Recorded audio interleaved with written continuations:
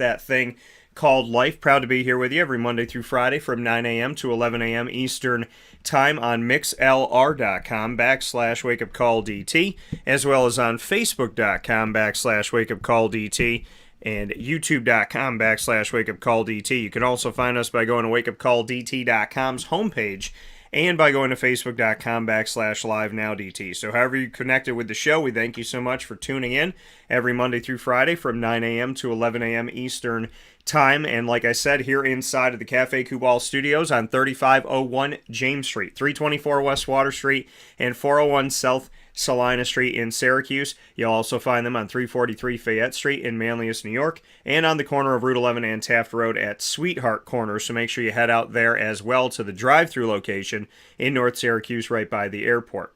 Today's show is jam-packed inside of MonPazPopcorn.com's What's Poppin'. You see a bunch of local logos, and that is because it is time for our Central and Upstate New York Spotlight. We do these all year long, and today we have 4 head football coaches in our community that will be joining the broadcast back to back to back to back. First and foremost, we'll have Union Endicott head coach for the Tigers, that being Tom Baleno for the football team, will be joining us momentarily. And then around 9:40 a.m. Eastern Time, we'll have CNS, Cicero North Syracuse North Stars head football coach Dave Kline joining the show. And in hour number 2, around 10 a.m. Eastern Time, we will have Chenango Forks Blue Devils head football coach Dave Hogan joining Wake Up Call with Dan Tortora. And we'll finish off with Maine-Endwell Spartans head football coach Matt Gallagher before we bring you the ingredients to success, proudly presented by Avicolli's. Great local teams, great local people, and a great local business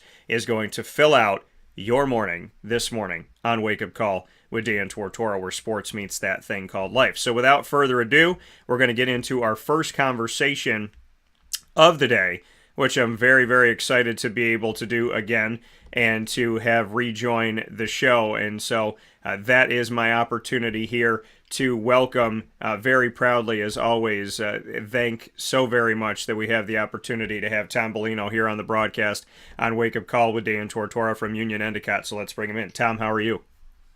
I'm good, Dan. Thanks for having me here today. Absolutely. Very happy to have you here. And, you know, the Southern Tier, as you know, is a very important place to me, and there's a lot of great football that's down there and a lot of wonderful people.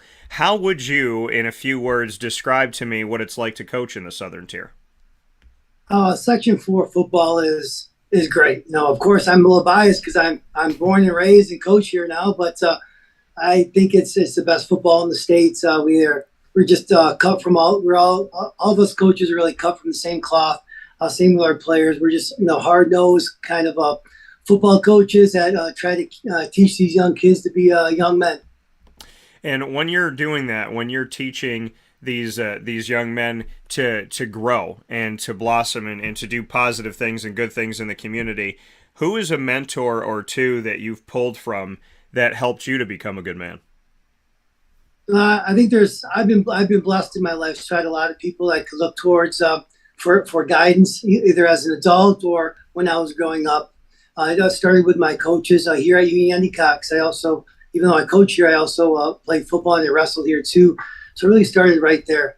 I could go back to more like even some of the modified coaches. So I had like a Coach Council and Coach Trillo. They were both coaches of mine for wrestling and for football. There's Frank Hoyt, a modified coach, Wayne Tiddick, and the list goes on. And I was actually fortunate to actually coach with some of my former coaches. And then, of course, legendary coaches like, Fran Angeline and his staff, Bart Gusha and Ed Foley. And I also had a chance to wrestle for Sarge, which is Frank Sarchinski, and his JV coach was Dom Iacovazzi. So those are, top-notch coaches I was able to learn from. And then obviously going to college and playing in the semi-pros, I also experienced some other great coaches that I lean towards. Coach today, how would you describe yourself as a coach? I like to call myself as a player's coach, so I really think that you need to explain what you're doing and why you're doing it. It's just not do this because I said so. You really want the kids to buy into what you're teaching them. Yeah. And the why is just as important as the how. speaking here with Tom Baleno, the head football coach for Union Endicott for the Tigers. Union Endicott, a name that many Syracuse fans know because Chandler, Arthur, and Johnny Bones, looking at the family that the Jones family down in Union Endicott area, and knowing that they have had so much success. When you look to Chandler Jones and Arthur Jones and the history of that, it's always important to me, as you know, to put a spotlight on Central and Upstate New York talent when you can go back at your school specifically and say that two Super Bowl champions have come from that school, just what that means to you. Well, it's pretty impressive. I mean, it's a Class A family. They always give back. They're always looking to help the community. They're just great to have like as alumni. You know, to give the sport of football a spotlight, to give Union Endicott a little spotlight. So we're pretty fortunate here. I think the NFL had they had that Super Bowl 50. They did the golden football for any players who've ever played in the Super Bowl. And Union Endicott ended up getting 3 golden footballs. I think there's not too many schools across the nation that had 3 footballs. So, you know, one from Art, one from Chandler, and then one from Isaiah Kazavinsky. So we have them in our showcase in the high school, and it's pretty cool. Yeah, you know, and to know that history and to know the background of that, and like you said, to have your own personal connection. I mean, Union Endicott is in your veins. So to have such a deep root there, I mean, I imagine as a coach, obviously you want to win every game, but is there more to it? Is there an extra chip on the shoulder? Is there something more because of the history of Union Endicott and because of your personal history? Well, it's nice to know a little history of something because you always kind of want to really rebuild, and there's also always that nostalgia factor. So we always want to rebuild and kind of build football, get more kids playing it. And it's nice when you know the history because you know the history of the great rivalries from the 70s with, you know, Union Endicott and Ithaca, right? Or the 80s of Union Endicott and Binghamton, and like the 90s. And you can just keep on going. There's all these different rivalries. Of course, there's always the Vestal Golden Bears and Union Endicott Tiger rivalry that's transcends decades. So it's always nice to have that because those games kind of like build community, and it brings people together. And when you look back, Tom, on last season, before we get into where we are in 2022 so far, what did you take away positively from 2021? You know, the team had an 8-3 record and obviously got into the postseason and got to create something there, you know, right? And got to have something to build off of for the future. How do you use 2021 to help springboard you into 2022? What were the positives that you took?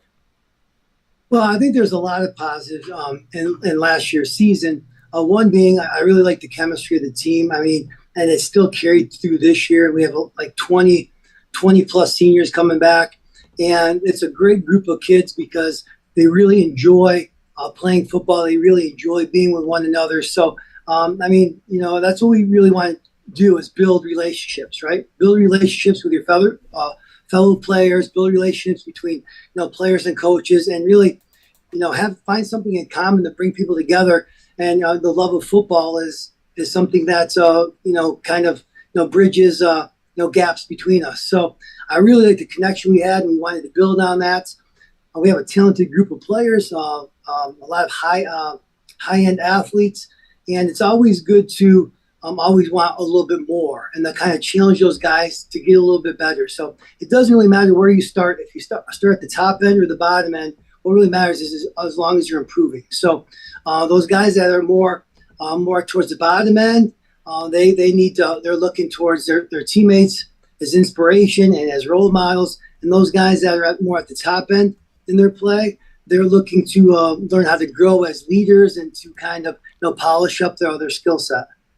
And you've played a few games here to start off this season, and we'll get to the schedule more specifically in a moment with Tom Baleno joining us here from Union Endicott, the Tigers head football coach in the Southern Tier, here on this Central and Upstate New York Spotlight featured on Wake Up Call with Dan Tortora inside of the Cafe Kubal Studios. When you talk on improvement, and it doesn't matter where you start, but wherever you are starting from to get better, Where are you seeing improvements in this team a few games in? Are there some pieces that have been maybe universal themes that you've looked at with the team specifically that you can say, yeah, you know what, from game one to where we are now, these things have improved, these things have changed for the better? I'm a real big guy in attention to detail, so it's going to be like the little things. Yeah. Like we're pretty athletic, so we were able to get by. In the past, like a lot of these players still found success, like at the youth, which the youth program is doing a great job. Our modified and our JVs are doing a great job, and I think some of these players were able to find a lot of success, as in success on the scoreboard, winning games, because they're just very athletic. So now, as you start getting to the higher levels, you just can't get by on your athleticism, but it's paying attention to details. So, take care of the little things, and the scoreboard will take care of itself. So I think it's maybe I look at this because I don't know I have an art background. I'm an art kind of guy, so it's always attention to details. So I put together the underpainting, right? So you put together the underpainting, and then after that you start really fine tuning of what you have in front of you. And you start paying attention to those details, the kind of mold and kind of paint or kind of sculpt, where you want to be, where you want it to go, and to create your masterpiece. And like you said, having an art background, and you and I have talked about this before. Like you said, you start with a blank canvas. So what that canvas is it's nothing, right? It's just it's whatever you want it to be in that moment. So as you're painting a canvas as a coach, and you're creating that base, what is the base of, season to season, painting to painting? Teams are different, right? There's different makeups. So of that foundational base, what are some of the colors, some of the things that you want to be a part of every painting, no matter what team you have? I think you have to really start off with trust. So I think you have to start off with trust and love. You have to let these guys know they're going out there, they're playing a game that is pretty physical. It's violent, it's demanding, mentally and physically. And I think that you have to start off with like trust and love. So they need to know that they can trust you, that you love them, that you're looking out for their best interest, that you want them to be a part of your family and you want to be a part of their family. And once you start getting that foundation, then you can start getting into the X's and O's and things like that. But without them believing in you and you believing in them and knowing that they'll go the extra mile for you because you went the extra mile for them, it's going to fall short. So I think you need to really start off with building relationships. I think in any aspect of life, if you're talking about football, if you're talking about family, if you're talking about work, if you want to be successful, you have to build relationships. And once you build that relationship, then you can start fine tuning those things that you are trying to focus on. And then we could, get into the X's and O's. And I'm a big guy, really putting together as a head coach. I'll put together like the foundation or the skeleton. Then I'll have my assistants kind of put on the muscle on that skeleton. So I have an offensive coordinator, Scott Osmond, who I gave him like the skeleton, kind of like we call it the offensive system. I give him that and build the vocabulary, and then he just takes over and fine tunes it to attack any defense that we see through different opponents. So he does a great job doing that. And then I do the same thing with our defense and our special teams. So I do that with Marcus Zimmer. I do that with Vince Baleno. I have two great assistants on the varsity, which is Mike Carr and Jared Rudo, which were two former players. So again, building those relationships, I'm starting to have those former players come back to help coach because they still want to be a part of it. And I kind of judge my success, not always on the scoreboard or on the record, but to see how many people really want to come back or how many people want to talk to me about football and what a difference it made in their life. Yeah, and you talk about alumni wanting to come back and be a part of the program, which speaks volumes to how they felt when they were there and the connection that they made. That to me is always a beautiful way to build, like you talked about, building trust and building this community and obviously establishing at the base of everything that these players have faith in you and believe what you're saying. When you have former players come back and want to be a part of that, I think that definitely helps in establishing trust because it shows that relationship has lasted for so long, and it wouldn't have lasted. No relationship lasts without trust. So having those alumni there, just what that does for you to maybe have an easier bridge to the new kids that come in. Yeah, absolutely. Because some of those alumni that's coming back, they're a little bit younger. I'm reaching 50, so sometimes and your relationships change when you're the assistant, right? You have a different kind of relationship than when you become the head coach. I do miss that a little bit sometimes, but it's I guess it's a cross you have to bear, and that's okay. And looking at this season so far, 4 games in at the time that we're talking, a 3-1 record. The first game that you played, a loss to Maine-Endwell, and since then been on a 3-game winning streak. We'll talk with Matt Gallagher later on today in the broadcast. So kind of interesting how we had this show bookended today. But I have to ask you, last year Maine-Endwell wins a state championship, and the only loss they had on the schedule was to Union Endicott. 8-0, and this time around 14-0, they end up getting the victory. Just what you can say about this UEME rivalry and the importance of having this in the community. I think it's great. It's something that should be on our schedule every year. We're in 2 different classes, so the game really doesn't mean anything. But then again, it means everything because it is that neighborhood rivalry. So it's great. It brings a lot of people together, brings 2 communities together. I have some families that I graduated high school with that moved to Maine-Endwell and vice versa. So it's nice to see that.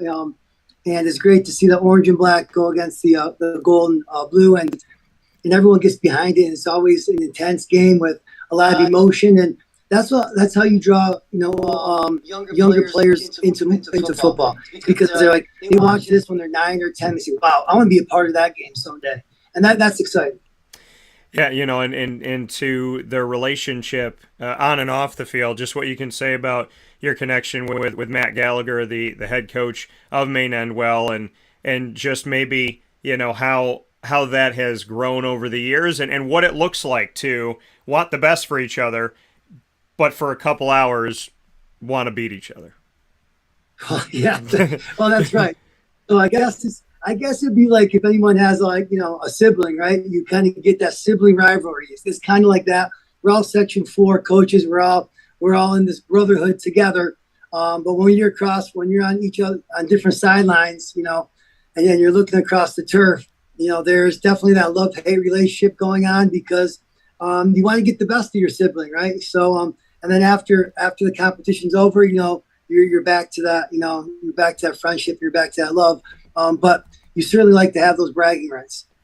And when you go through a game like that, and like you said, a non-league game, but you have that, what did that do for the team this season? When you look at Maine-Endwell and that 14-0 loss to start the season and a 3-game winning streak since then, we've seen your team score 32 on the road against Horseheads, 37 against Elmira Southside, and then recently here, 53 points against Corning Painted Post. So in a low-scoring, punch-down, drag-out, gutted-out game going up against Maine-Endwell, your offense has really took off since then. So what were the offense, defense, and special teams take from that Maine-Endwell game that has now turned into a 3-0 streak since then?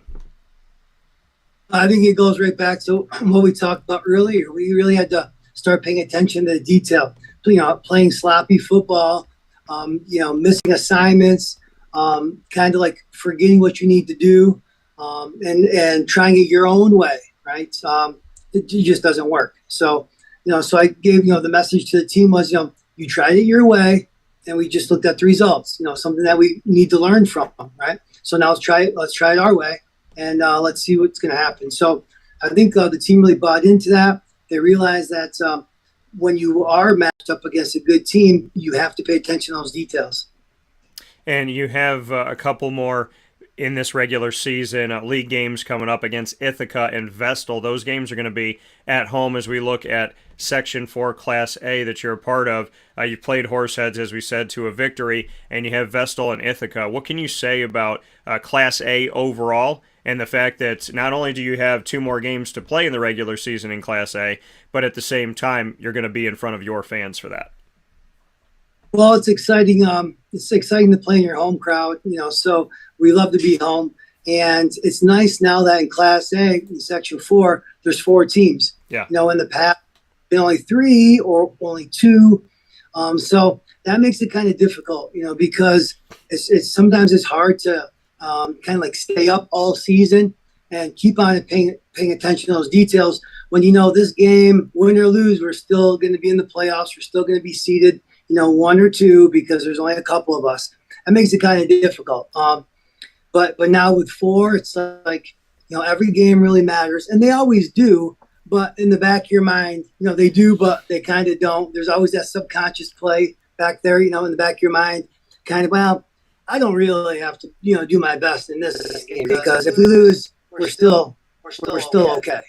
So it's nice to have a little sense of urgency because you always need to prepare. Every game's going to prepare you. Either they're going to prepare you the right way or the wrong way. So if you go into some games without that sense of urgency, when it's time to, really perform at a high level and the game does have some urgency because it's playoff contention or you're in the playoffs and it's win or go home, it's hard to flip that switch. So we're still dealing with 17-year-old kids, so they kind of really through repetition they learn, and they need to learn how to carry themselves and how to stay in the correct mindset to be successful.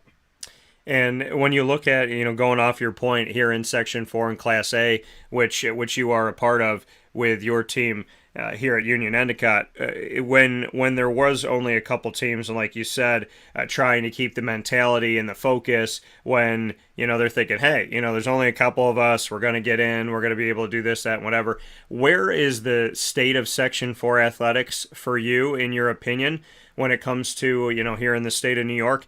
And what do you think of Class A? Are you moving in the right direction? Are there other changes you'd like to see? I know you just mentioned that there's more teams in Class A, which is good for you, with there being 4 now, including yourself. But just what your overall take is on Section 4 and Class A and where we're heading.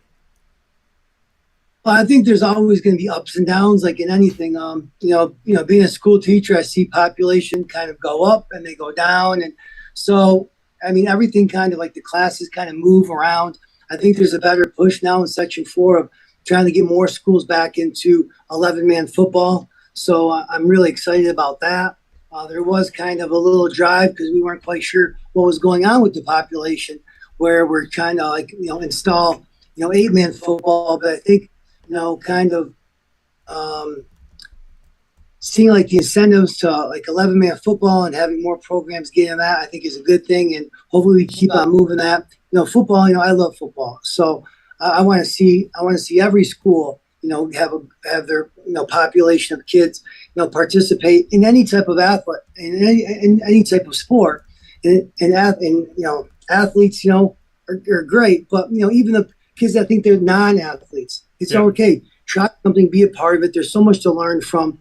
Find a role and be great at your role, and then hopefully they'll come towards football because, like I said, that's something that I just have a passion for.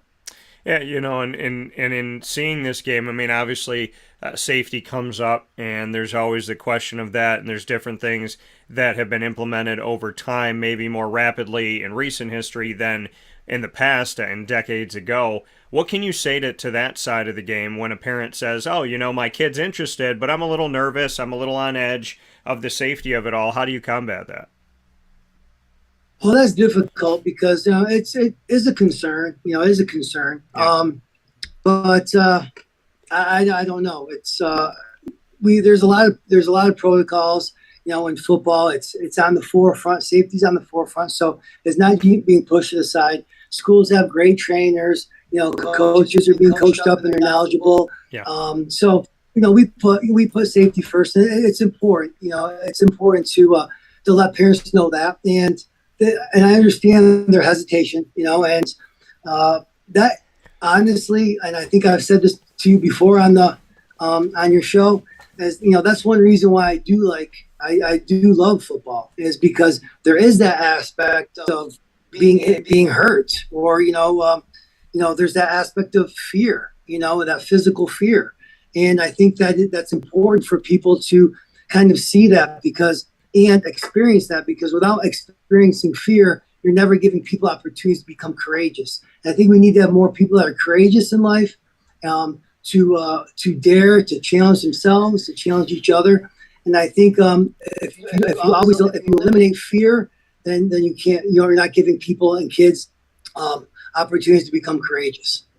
I think that that's a great point. Like you said, you don't want anybody to get hurt in life. We all at some point get hurt, right? Physically, emotionally, mentally, economically, spiritually, socially, whatever it may be. So, like, what you basically said is football is a teacher of life, and sports in general is a teacher of life. Hence, the tagline of Wake Up Call with Dan Tortora since our beginning is where sports meets life, because sports is a great way to teach people life lessons.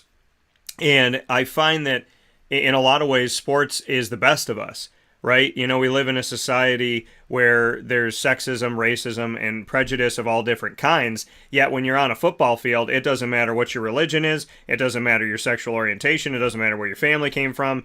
It doesn't matter the color of your skin, the language that you speak, how much money your family makes. You're in those trenches with those guys on that team, and you all have a central goal. And I said it, and somebody else had said this to me before too. If we could just treat life like it was a locker room, if we could just treat life like it was a huddle, how different it would be, because we've seen people of different ethnicities, backgrounds, colors, this, that, and the other, religions, and so on and so forth, like I said, all come together and find a way to win. So what you just eloquently put together is the fact that football and sports in general are teachers of life. And if we don't know strife and we don't know adversity, we don't ever really live, because we're never really growing. Oh yeah, absolutely. That's perfect. I think you said more eloquent than I did. But especially in the world that we talk about equity, I mean, that's one of the things that I talk to our players about. I talk about sweat equity, right? So I mean, and I think that's what really brings people together is when they have a common struggle, right? They have a common struggle. They bond in a way that creates a bond that's really unbreakable, and that's what we really need.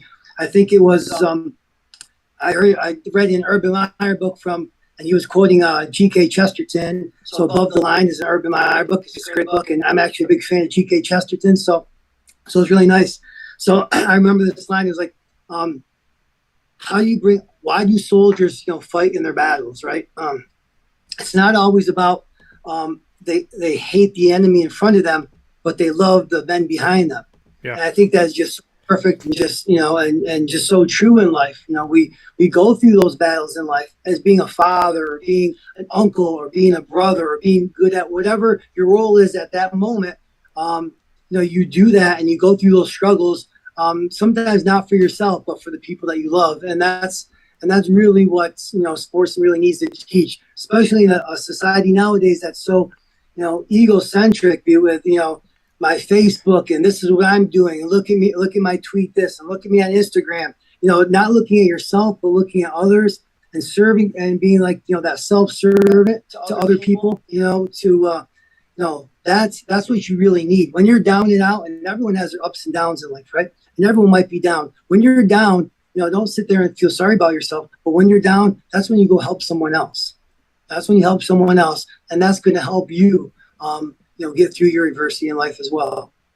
I love that, and I agree with it. And I've tasked myself with that. When I've said to myself, every time I'm complaining, every time I'm angry, I'm upset, or I think something was done to me, in those moments of strife, in those moments of adversity and pain, I'm going to focus on helping somebody. I'm going to focus on a blessing that God has given me. I'm going to say thank you. In that moment where I'm upset and I want to complain, I'm going to look up at God and say, hey, thank you that I'm alive. Thank you that I have my dog Lily. Thank you that I do what I love and love what I do for a career. To make sure that you're taking all of those moments that instead, because the thing is, what do they say? They say, feed your faith a feast and starve your fear. So whatever you feed is what you become, right? If you feed positive thoughts, then you become positive. If you feed negative thoughts, you become negative. So whatever you feed is what you get. And, I love that. I love that feed your faith, starve your fear. And right when I wake up in the morning, I have a sign that says, let your faith be greater than your fear. And when I roll over in bed and I look up, one of the first things I see is that. And I love, the fact that that you've obviously shared it here, Tom, because it is so true that we need to feed our faith and starve our fears. Yeah, it's great. There's like a old saying about these two wolves, right? And I've taken that and changed it to the two tigers, and we have that in our locker room. I have it. I'm in my office right now, and it talks about this son who one day is, I'm looking at right over my shoulder here. This grandson talks to his father, and the grandfather tells to his grandson that there's two tigers inside us, right? There's an evil one that's of selfish and jealousy and resentment and lies and doubt, self-pity and arrogance and anger. And then there's the other one that is about sacrifice and hope and sincerity and truth and faith and joy and humility and love. And you're going to and then it says, the grandfather says, well, which one wins the fight? What tiger wins the fight? And then the grandfather replies, the one you feed. So it's along the same line. So it's pretty crazy on how great minds think alike, I guess. I don't know, Dan. What do you think? Yeah, well, I felt that way when I met you. There was something that was said, and I remember sitting there saying to myself, it makes you, when there's something you believe and there's something you hold on to, you see that in somebody else and you hear that in somebody else, and it reignites that in you, and sometimes at the most opportune time. And I believe at the time we met, it was at a time where I needed to hear it. So I call those God incidences, not coincidences. Things don't just line up. There's a reason why those dominoes fall the way that they do. So I thank you, as always, for your time. And I do want to make a final note, as this is a Central and Upstate New York Spotlight. You know that I love the Southern Tier. I have a connection to that with extended family, and I have a connection to that as a New Yorker. I love the kids of any sport and all the young men and women out there that are doing what they're doing to try and be successful on and off the fields and courts of life. So I'd love for you to give your take on Central and Upstate New York, and as we put a spotlight, just why recruits should look here, be it Division 1, 2, 3, JUCO, why people should pay attention to our wonderful state of New York and Central and Upstate New York. I think we have a lot. I think there's a lot of opportunities in Upstate New York. I mean, you really see the towns and the cities actually kind of being rejuvenated. So I was just in Utica about a month ago or two. Beautiful. They're really cleaning that place up. Binghamton is looking great. Johnson City. So there's a lot of pride being taken in these communities that were a little bit older communities that have been kind of run down. And like I said, everything is cyclical and kind of goes around in circles. So, and when you talk about colleges and college institutions, I mean, there's really nothing better than the SUNY structure to get a good education, to really be a part of a school or a college that you can get whatever you want. If you're looking for more of a college town, then maybe you can go to some place like Ithaca or Cortland. If you're looking more for like a urban or rural kind of environment, you're going to be looking for like a Buffalo. You're going to be looking at Morrisville or whatever you're really looking for. So we have a lot to really choose from. Get great education. Hopefully, more people stay in New York. Yeah, and that's the there's so much to have in our Central and Upstate New York community. People ask, what's so great about it? Well, I came back from the state of Florida, my second home, to dig my roots here and build my company here. So, and I may not always like to drive in the ice, but I do love to look at the snow. So I can always say that, when God shakes his snow globe, I don't think anything looks more beautiful than Central New York and Upstate New York with that. So, Tom, as always, I want to keep you on here all day. And I appreciate all your positivity. You brighten up my morning, and I'm sure to somebody else out there, always great to talk with you and spread the positivity. So it's so much more than football, as you and I have discussed today. And on the football field, I hope you have tremendous success the rest of the way. Off the football field, I hope you have tremendous success the rest of the way. Thank you for everything, as always. All right, I appreciate you having me. I appreciate you, and it's always my pleasure talking to you. Well, thank you, and give my best to the Tigers down there. I appreciate the message that you read today from the grandfather to the grandson. I like that you changed it to a tiger, and I look forward to talking with you all soon. All right, take care. Thanks. Take care. Thank you.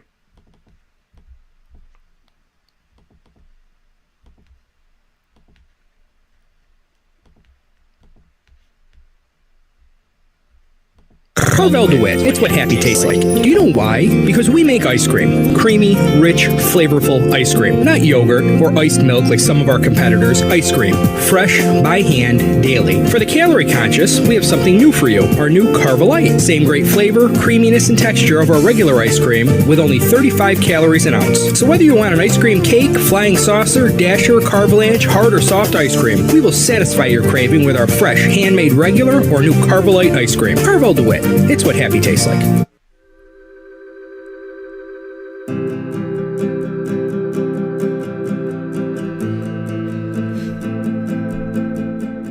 Cafe Cabal offers same-day local delivery of our products, offering no delivery charge for Onondaga County. Shop cafecabal.com for fresh roasted coffee beans, cold brew, travel mugs, and all your essential Cafe Cabal needs. Cafe Cabal, coffee for the soul.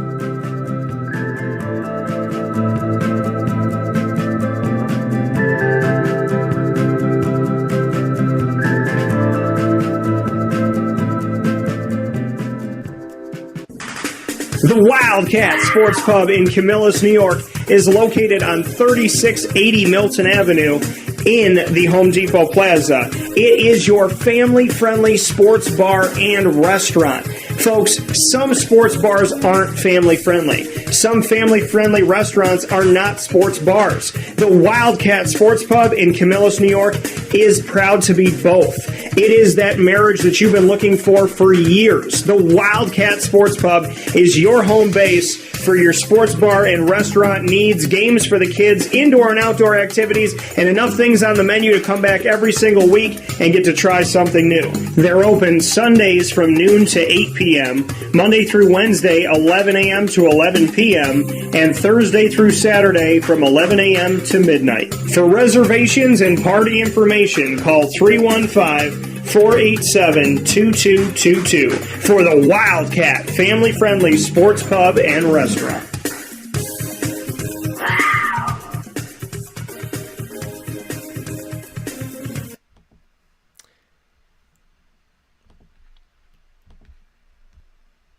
And a welcome back here to Wake Up Call with Dan Tortora from inside of the Cafe Kubal Studios, hanging out with you where sports truly meets that thing called life, and always Recording happy in progress. to be here with you where sports meets that Recording thing called stopped. life. So thank you so much for being here on Wake Up Call with Dan Tortora, as we always look forward to seeing you here inside of the Cafe Kubal Studios every Monday through Friday from 9 a.m. to 11 a.m. Eastern Time, where sports meets that thing called life. So as we look forward to having back here on the broadcast with us very, very soon, Coach Kline is going to be here with us momentarily, and I believe we have Coach Kline here on the broadcast. So let's bring him in and let's get him set and ready to go. And so Coach Kline hanging out with us here on Wake Up Call with Dan Tortora, and always appreciate having Coach here on the broadcast for Cicero North Syracuse, as we have our Central and Upstate New York spotlight going on here on Wake Up Call with Dan Tortora, where sports meets that thing called life. So definitely, once again, on mixlr.com, facebook.com, and on youtube.com, all /Wake Up Call DT. It's great to have you here with us, and we do have Coach Kline here now as we're bringing Coach up here on the screen. So with that being said, first and foremost, Coach, how are you today? I'm doing well, Dan. Thank you for having me back. Absolutely, and always happy to be here with you and get to spend some time with you. Coach Kline and I have had the opportunity to speak for many years now. It's definitely been a few years that we've been able to have our conversations, and I always appreciate having you on the show, Coach. And I know it's been a minute since you and I have connected here on the air, so just bring me into kind of how you have been enjoying these last few months, and obviously getting ready for the season that we're going to be talking about. What is your off-season approach, and what do you typically do? How do you pass the time? Because I know it's in your blood in such a big way. So how do you ever give yourself a moment off, or is it always in the gym and always watching something? No, I take a little break in the off season. I give the kids a break from me too. I don't make them. I have another gentleman, Pete Moore, runs my strength and conditioning. Yeah. So keeps the kids away from me. I coach indoor and outdoor track over at CNS as well. I'm an assistant coach there. So I have a really, really good time with that because the kids see me in a different light. The kids that run track, that are football players, see me kind of as the assistant coach, the guy that's kind of laughing and joking and making fun all the time rather than just, the serious head coach that's trying to keep everything organized. Yeah, and you talked about it. I mean, right, the fact that you give the kids a break, you give them some time and whatnot. What do you want them to focus on when they are taking a break and they are stepping aside? Do you really want them to kind of like shut down the jets and turn the engine off and all that stuff and really take a full deep breath? Do you want them to take a break in the sense of step away from practice, but make sure you still have a regimen? How do you envision, or maybe how do you teach that when you say, hey guys, take a step aside, take a break? How do you define what taking a break means? I mean, just taking a break, when the season ends, it's over. I'm a true believer, maybe I'm a little bit older school, that an athlete competes year round. Yeah. I want my kids to go and play other sports. I don't want them to be football players only. I'd love if they go play basketball, run track, wrestle, in the springtime, play baseball, play lacrosse, run track, do whatever you have to do. Go be an athlete and go compete. We'll find a way, we'll find room, we'll find time to get you stronger, to get you ready for the season. But you can't teach competition. Competition happens in life and happens out there on the athletic field. So I want the kids to go and compete all the time.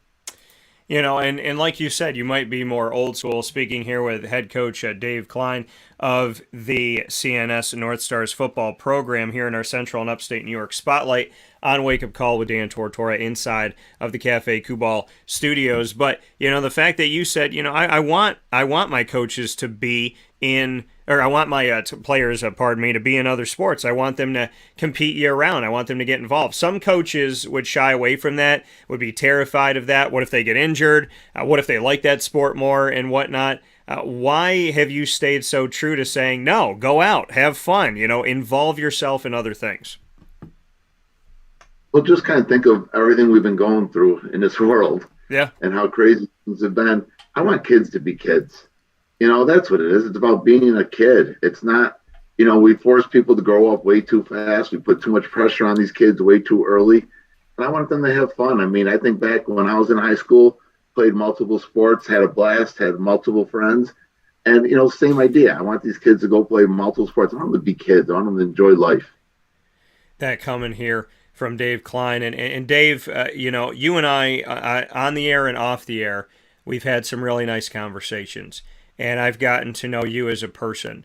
And, as much as I think, and I say this, I know you're going to probably laugh when I say it, but when they see you on the field, right, you look somewhat terrifying, okay? But you're also one of the kindest hearts and just nicest people that I know, that if you welcome someone into your family, you're welcome. If you welcome someone into your family, they're there forever. I have felt that side of it, and I can appreciate that. I thankfully have never felt the side of how terrifying you look on the field.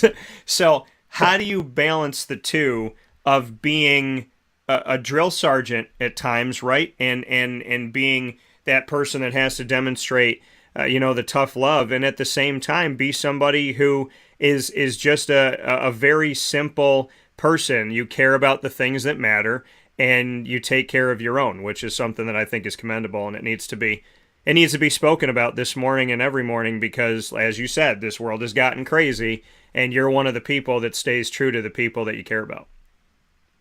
I think, again, I realized in my 26, 20, whatever, I don't even know how many years now, probably closer to 30 plus years coaching, that, you had to change with times. Back when in the day, we were the complete drill, these kids were coming, we could be as hard as we wanted to be, drill sergeant, and there wasn't the pressure, there wasn't the social media, it wasn't everything that's out there that there is now. So I think now you got to pick and choose your times. You got to pick and choose, when is the right time to be that tough guy. But the more likely, especially, again, going on everything we've gone through in this world, these kids more need to have, as you're being strong and tough on them, got to have your arm around them. They got to know at the end of the day you still love them. Yeah. And you're still gonna put your arm around them at the end of the day. They may make a mistake. Heck, I make mistakes. I expect them to forgive me when I make mistakes. So it goes both ways. I want to be able to. So you do that. And it's just the way you got to be. You got to treat people that way. It's just how I feel. And getting into coaching, obviously you have to have a passion and a love for other people and for seeing other people succeed. And you have to have a care that goes beyond yourself, because I think some people get lost in it because they look at, especially in college football at the highest level, how much these coaches are being paid and this, that, and the other. But coaching is teaching, and teaching is loving. It's supposed to be. And you have to be able to be selfless in a lot of ways, because you're taking care of so many kids, some of them that have families and some of them that really don't. How do you define being a good teacher of people, and do you feel the selflessness of being a coach? How do I define it? I mean, I don't look at it as being selfishness. I just it's what I've done. And I don't know, maybe something's been taught to me through my parents, through my upbringing and everything else. And our relationship, obviously my wife, Michelle, maybe it's everything that has brought that part out with me. I think just as being a teacher, as a coach, we're just talking about it. I was saying how excited I was with how our practice was yesterday. Talk to the staff about it. We can't expect the kids to take a test without us giving them the material and teaching them what they need to do. So, Mondays becomes a real big teaching day for us, and we go through slowly. And that's how we relate everything to school. And each day gets a little bit more difficult, and the test is usually Friday night. So yeah. That's how I kind of relate that to teaching. But again, it's about being tough when you need to be tough, but also understanding you got to be compassionate. And when you are tough on a kid, you never let them leave the field or the locker room without letting them know that it's going to be okay, and you're there for them. You'll be there tomorrow, whenever they need. I love that, right?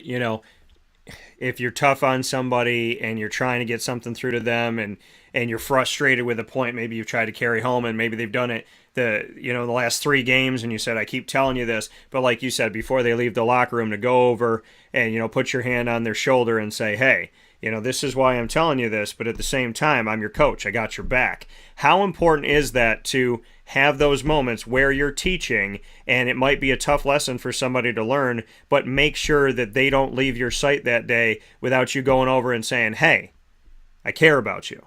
That's the last message that you leave them with. Right. I think that's vital. I think these kids can't go home again.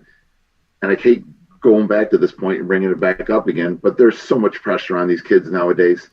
So, they read so much on social media, especially kids that play, major sports. I'm not saying like football's a major sport out there, and they're reading on Twitter that so-and-so's got scholarship offers, they got scholarship offers, and if they leave after having a bad practice or getting yelled at and go home and read about someone else getting this and getting that and getting the other thing, then they're thinking, well, I stink. I'm no good. Coach just yelled at me out front that it's, things are going to be okay. So you got to make sure that they know that whenever they leave, that everything, no matter what's going to be okay. That coming here from the head coach of the CNS North Stars football team, Dave Kline, here on this very special Central and Upstate New York Spotlight on Wake Up Call with Dan Tortora inside of the Cafe Kubal studios. Coach, to take a look at your season so far, the team through 5 games is 4-1. You play at a very, very high level of Section 3. And when I look at these standings and I look at these teams and the history, I mean, this is a gamut. And I know that you have asked your team to obviously not only be occasionally, as Dino Babers says, not be occasionally great, but consistently good. And your team at CNS has been. We look at, Section 3, Class AA, and CBA, your team of CNS, Utica Proctor, Baldwinsville, Liverpool, Rome Free Academy, and Henniger. Looking at this, every single team currently in those standings of Class AA and Section 3 has at least a victory, and everybody has a conference win except for Henniger at this point. Christian Brothers Academy is in first place in the conference, and you're in second place, and the only loss you have this season is to Christian Brothers Academy by 1 point, 42-41. So that's the backdrop of how difficult Class AA is. Bring me into this, because here we are with CBA moving in, CNS doing what you do, and that one loss is the only separation between first and second place right now in a class that I think is extremely competitive. Oh, I think so too. I mean, we don't need to talk about CBA. We know the athletes that they have. We know what they bring to the table, every single week. That game, I was just so happy. We were down 21 points. Our kids could have hung their heads, and CBA could have beat us by 40, but our kids showed a lot of guts and fight in that game. We came all the way back, went for a 2-point play to win the game. I got to give our kids credit there. They had the fight which is what you want to see out of a team. I tell the kids all the time, it's not necessarily winning or losing right now. It's about showing me the fight, showing me the character, and the ability to keep moving forward, which they did that night. Now we look at everybody else. I mean, we know Carl does an unbelievable job at Beeville. He's got, he's playing number 2. I can't think of the kid's name at quarterback right now. I'm a numbers guy, so I know their numbers. Yeah. He's playing number 2, and that kid's an amazing athlete. He's got his big, strong lineman. So they're always going to be in contention. You look at Liverpool, people are, we had Liverpool this week, and people think, well, geez, where's Liverpool at? I look at Liverpool on film and going, holy cow, they're pretty scary. They got some kids running around on that field that are just downright athletic as can be, and then make you go, holy, like I said, holy cow. It's like, watch these guys. They make you worry a little bit. And then you see Proctor.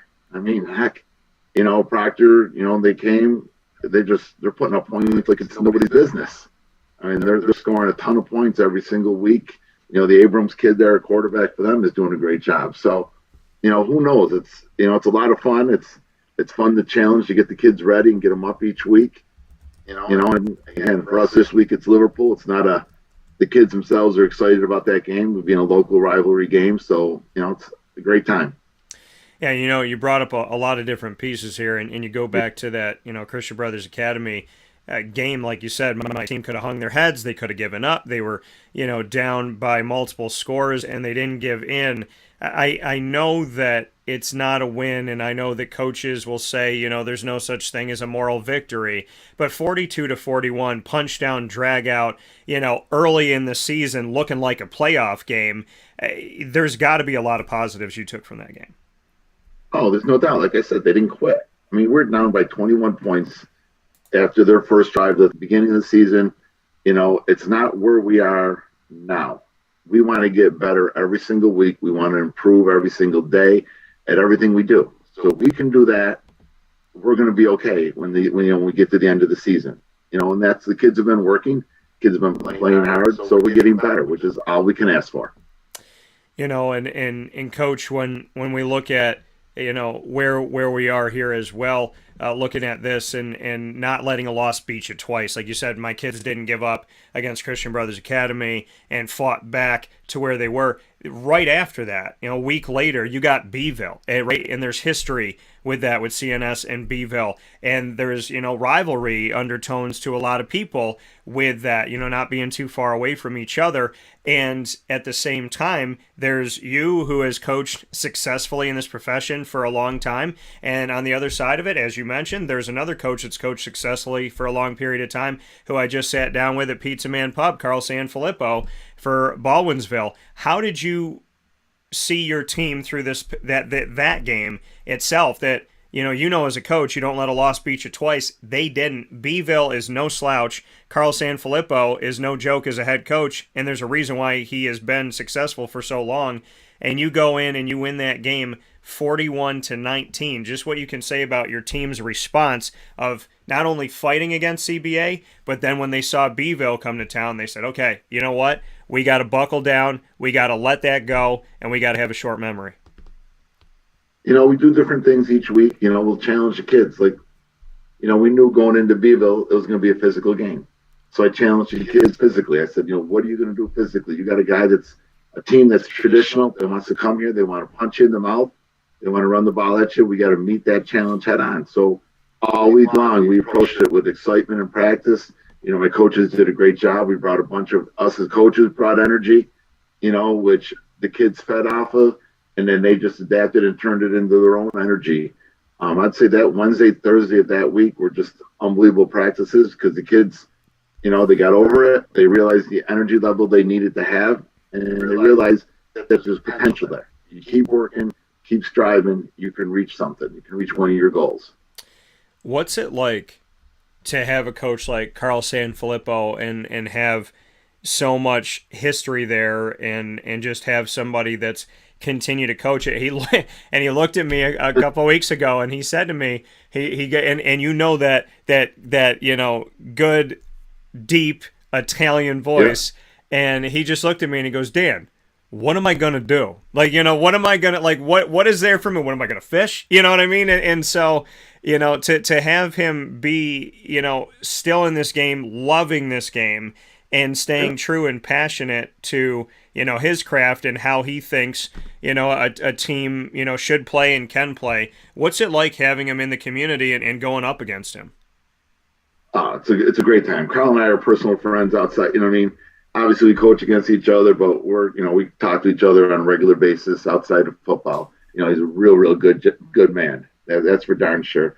And he does, he tries to do things the right way. He does them the right way, and I gotta give him credit. I don't know if I got the energy he'd have it when I get to his age. Not saying that he's old, but when I get to Carl's age, I don't know if I'm gonna have that kind of energy. And it's pretty amazing, pretty fun to watch, and you really do see a true passion for the game, for kids, for teaching, and Carl, that's pretty impressive.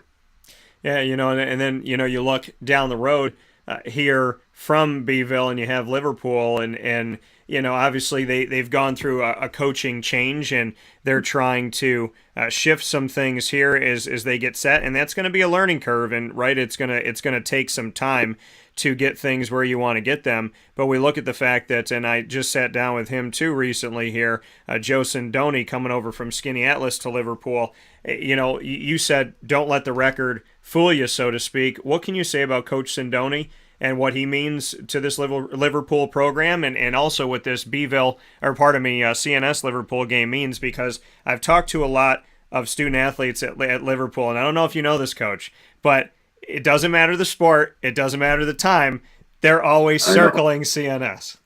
Yes. Joe's done a great job. Joe has a history.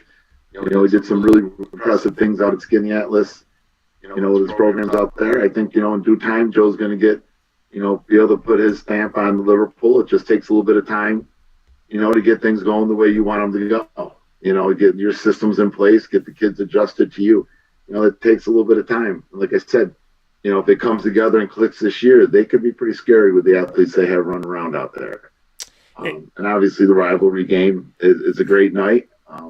It's really going to be an exciting night this year because we're doing, we call it like our Sarge night, kind of in memory of Chris Gates, who's one of our former coaches, coached with me at Henniger for a couple of years, coached at CNS. His brother Matt's on my staff. His family's been unbelievable in CNS, in athletics. And, it's kind of like a Chris Gates type of a night. We're breaking out brand new uniforms for the night. They're going to have his initial on them. It's going to be a lot of fun. It's going to be a great night, and it's going to be a great rivalry game. So it should be a lot of fun Friday. Yeah, and thank you for honoring, him and obviously everything that you're going to be doing, showing that, sports, where sports meets life. It's the tagline for Wake Up Call, much bigger than wins and losses. And to stay with that for a second, just what you can say about Coach Gates and that personal relationship and why you feel the need to honor him. He was just probably one of the most generous men I've ever met in my life. One of the most good-hearted, caring, generous men I've ever met that truly loves people. He truly loved people, so he was just an amazing, amazing person that would do anything for anybody. Didn't matter if he didn't know you. He didn't care. He would do whatever he needed to do, whatever you asked him to do. He'd give you the shirt, literally give you the shirt off his back if you needed it. So he's a good man. Great family. His wife and kids, they're unbelievable. Obviously, his brother Matt coaches with me. Matt's a great guy. And it's just amazing seeing his mom. His mom, Donna, is just a wonderful woman. Yeah, and I know Matt always connects with me on social media and is always positive and super nice as well. So shout out to the Gates family. Here with head coach Dave Kline in our Central and Upstate New York spotlight on the CNS North, the league game against CBA, and then Baldwinsville after that. And then Henniger on getting that victory most recently before you go into Liverpool. I have to circle Henniger here for a second, a 44-22 victory. You coach there, you coach at CNS. How, I mean, I've seen, I think we were out somewhere and there was, and one of the kids came up to me and said, he was my coach at Henniger and still to this day loves you. You're in the community. You had success at Henniger. You have success at CNS. How do you handle that game? Because I know, obviously you're at CNS now, but I would imagine that your heart probably feels like it's maybe in two places at once. It's you definitely in the first couple of years it was tough. That first year going back in there when I first went to CNS, that was an emotional game. And it is. I have unbelievable memories of kids that coach there. I'm staying in constant contact with a whole bunch of them still. They become men, so we become friends. And watch them grow up in that. It's great. I still want nothing but success for that program. It's also my alma mater. I played there, and I coached there, everything. So I want them to be successful. But again, when we go and play them, I want to win. So yeah. And a couple final notes here. I mean, obviously recruiting New York is important to me, and it's important to you. I know you help your kids out, and your coaching staff helps them out to get noticed and get out there. You have had players Division I, Division II, Division III. When we look at JUCO as well, I mean, there is talent that comes out of CNS. The facilities look a certain way, and I've traveled down to the south where a lot of people focus on Florida and looked at some of their facilities. Just what you can say Cicero North Syracuse has done to elevate the standard and, to be aesthetically pleasing, to have, good facilities, and at the same time to, give you what you need as a coach to be one of those beacons of hope that if someone does choose, which I think they should, to recruit the state of New York, that CNS is one of the places they come to. Yeah. CNS itself, the school district's amazing. Superintendent Bowles, I knew him from back when he was in college at St. Lawrence University, played football there. He's a good man. He understands athletics and the importance of athletics with kids, and having one of the premier facilities. I mean, they're building a new pool now. They're going to start building that, so they're going to have one of the premier pools in the area. So it's just, the importance of athletics out there, and the community realizes it, which is huge, because it can make a difference in a kid's life. Belonging to a team, regardless if you're the starter, sub, or a guy that never sees the field, being part of a team is always, a great thing for a kid, I believe. So that's pretty impressive. And I forgot the rest of your question. and just what you could say about the school. No, it's okay. About the school itself and just the resources that you have. Yeah. Well, it's pretty amazing. Again, and I have an incredible booster club. Yeah. Bill Gomblieski and John Falzatano, the two main guys on it, doing incredible stuff. We're able to put our kids out there in the top line of everything. We got the tunnel. It's kind of crazy to come out with the smoke. The kids love that stuff. It gets them excited. We're one of the only few schools in New York State. This weekend we're going to break out the Jordan uniforms. There's very few schools that had that opportunity offered to them to purchase the Jordan uniforms. It's only selected, and we're one of those ones that were given that option, so we went with them. And just that we're able to do that for these kids and give them things that's different and shows the importance of belonging to a team. If you're on this, we're going to treat you, and as long as you come and work and you do everything right, we're going to give you, we're going to provide the best for you to give you the best opportunity to have the best experience. Not necessarily win, lose, or whatever, but have an incredible experience that you're going to remember forever. Yeah, and I can respect that too, the Jordan unis, and excited to see everything that's coming up. To go off of recruiting New York and talking about facilities and resources and whatnot, why should people come to CNS? Why should Division I, II, III, JUCO? Why should they come see your program and look at your kids? I know why. I have seen why, but I'd love for you to share from spending the most time and being around these kids every single day, why you believe that they're worth recruiting. Because these kids are going to give you everything they have. They're good kids, and they're going to be willing to go out there and give you every ounce of energy they have in their body to go out there and play the sport. So it doesn't matter where you are. Obviously, there are sizes, there are differences that determine what level you're going to play at. You know, it depends on your size, your speed, and everything else. But, you know, it's just unbelievable to watch. You know, I'm looking right now, we got 4 or 5 guys at Brockport State, another 4 or 5 guys at Cortland State. You know, I cannot wait, you know, hopefully in the future start seeing some of those games when those guys get a little bit older, watch them play against each other. It's exciting. You know, well, again, like you said, we've had them from all range, from Division I to Division III to JUCO to prep school. You know, we had a kid went to prep school. He ended up getting a Division I offer. He's going to go Division I next year. So, you know, there is talented there and might need another year to develop one way or the other. But come in, you know, see us, and I'll be honest with you, about every kid there is. So, yeah, and that's the beauty of it, is that you'll be honest and that you're willing to help and that you care. So above all things, Coach, I appreciate it. I won't share it on the air, but you and I have a large musical category, and I realize that you know the lyrics to many, many songs. So I can. We're not going to talk about those.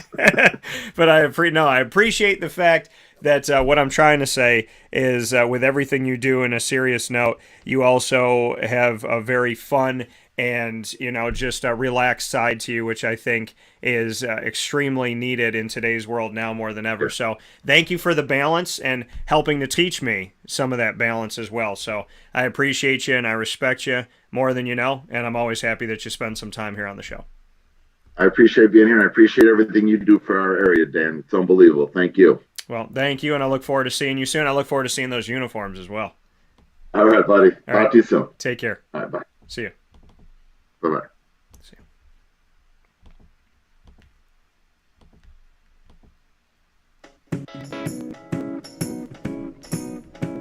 you. In these unique times, there are those in our community that give us a sense of normalcy and positivity. Pizza Man on 50 Oswego Street in Baldwinsville has been here for you for over 35 years and is here now. Call 315-638-1234 or order online at pizzamanbville.com to bring those familiar tastes into your home. And remember to come see our monthly on-site broadcasts centered around the community and our Baldwinsville Bees. Pizza Man in Baldwinsville. Any way you slice it, they are always here for you.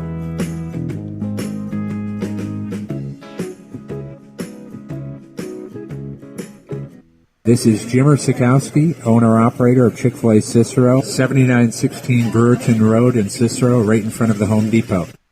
I had a deep feeling that God wanted me to do something bigger with my life and to help people, help others. I kept putting Chick-fil-A in my life, and I realized as I was going through the franchise selection process that positively impacting the lives of others was really core to what we do here at Chick-fil-A.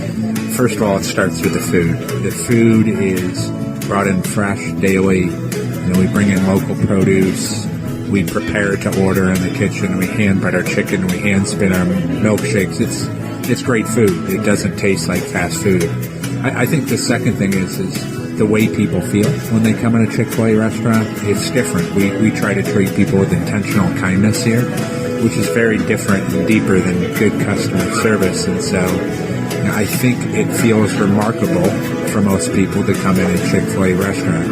And then lastly, the impact that we try to have in the community is very different. It's a big part of the expectation of every operator of a Chick-fil-A restaurant is that they're actively engaged in their community, they're a leader in the community, and they're making a difference. When they realize that what we're striving to do is to shine a little light in their life, that's a very, very different experience than you will have in any other quick service restaurant. And it's that remarkable experience that I think people will emotionally connect with. I'm George Townsend of Honda City with some good advice when buying a new car. The true cost of owning a new car is determined by the appraised value when you trade it. No vehicle appraises higher than a Honda. Next, look for low APRs and deep discounts. You also want low maintenance costs and great fuel economy. That's why my advice to you is to buy a new Honda. Looking pre-owned, visit our Honda Certified Used Car Center. Honda City, 7140 Henry Clay Boulevard, Liverpool, or HondaCity-CNY.com. It would be a pity if you don't shop at Honda City. Our corporate purpose at Chick-fil-A is to glorify God by being faithful stewards of all that's entrusted to us and to positively influence all those who come in contact with Chick-fil-A. And what became increasingly clear from our success in Cicero is that people love Chick-fil-A. And also I think we recognized that, we had a great opportunity to grow the brand and grow our platform. I felt incredibly grateful when I was selected to be a Chick-fil-A operator. I think what it's meant for me, what I've come to realize on a very deep level is that this is a calling for me. It's not a career. It's not a job. The Lord called me to be a Chick-fil-A operator and to use these restaurants to glorify Him and to positively influence other people. I'm blessed. I'm very blessed. Head to Chick-fil-A Clay on 3974 State Route 31 in Liverpool, New York.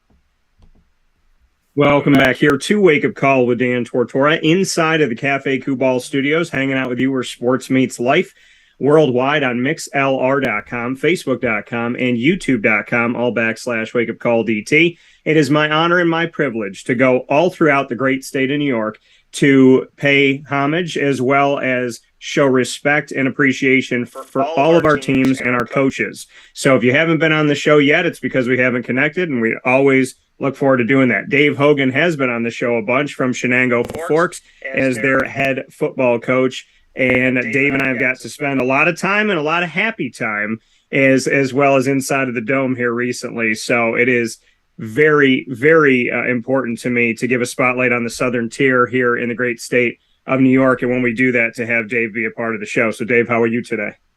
Doing great. Thank you, Dan. Thanks for having me on. Absolutely. And the last time we saw each other face to face, some really, really good things were happening. So how has life been since? As we look at the time we're speaking, the team is 4-1 and 2-0 in league play. Things are going well. Early on, as you know, we have a younger team. We lost a lot of talented kids from last year, but those things happen. You can't, we always talk about controlling the controllables, and I believe that our team now is just starting to get that and starting to get better. And so far, hey, we're 4-1, and certainly pleased with where we're at right now. When you look at, like you said, having a younger team and guys moving on and whatnot, who are some of those leaders that move forward from last year's championship team that you really kind of feel the weight of not having right now? Kids that have passed on. You moved on to Tyler Hayes certainly comes to mind. Matt Brewster, Dubs Hawk, Xander Arnold. There are a bunch of them. Very, very strong players, very good players, and but that's happened in the past as well. And these newer guys have to step up and actually have to step up in a hurry.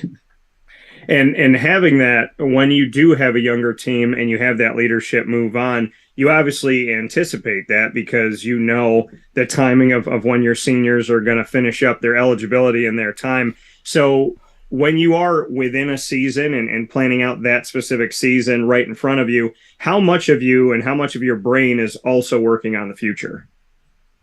Not a lot. You really got to stay focused in the moment. You can't really worry about the stuff in the future that much.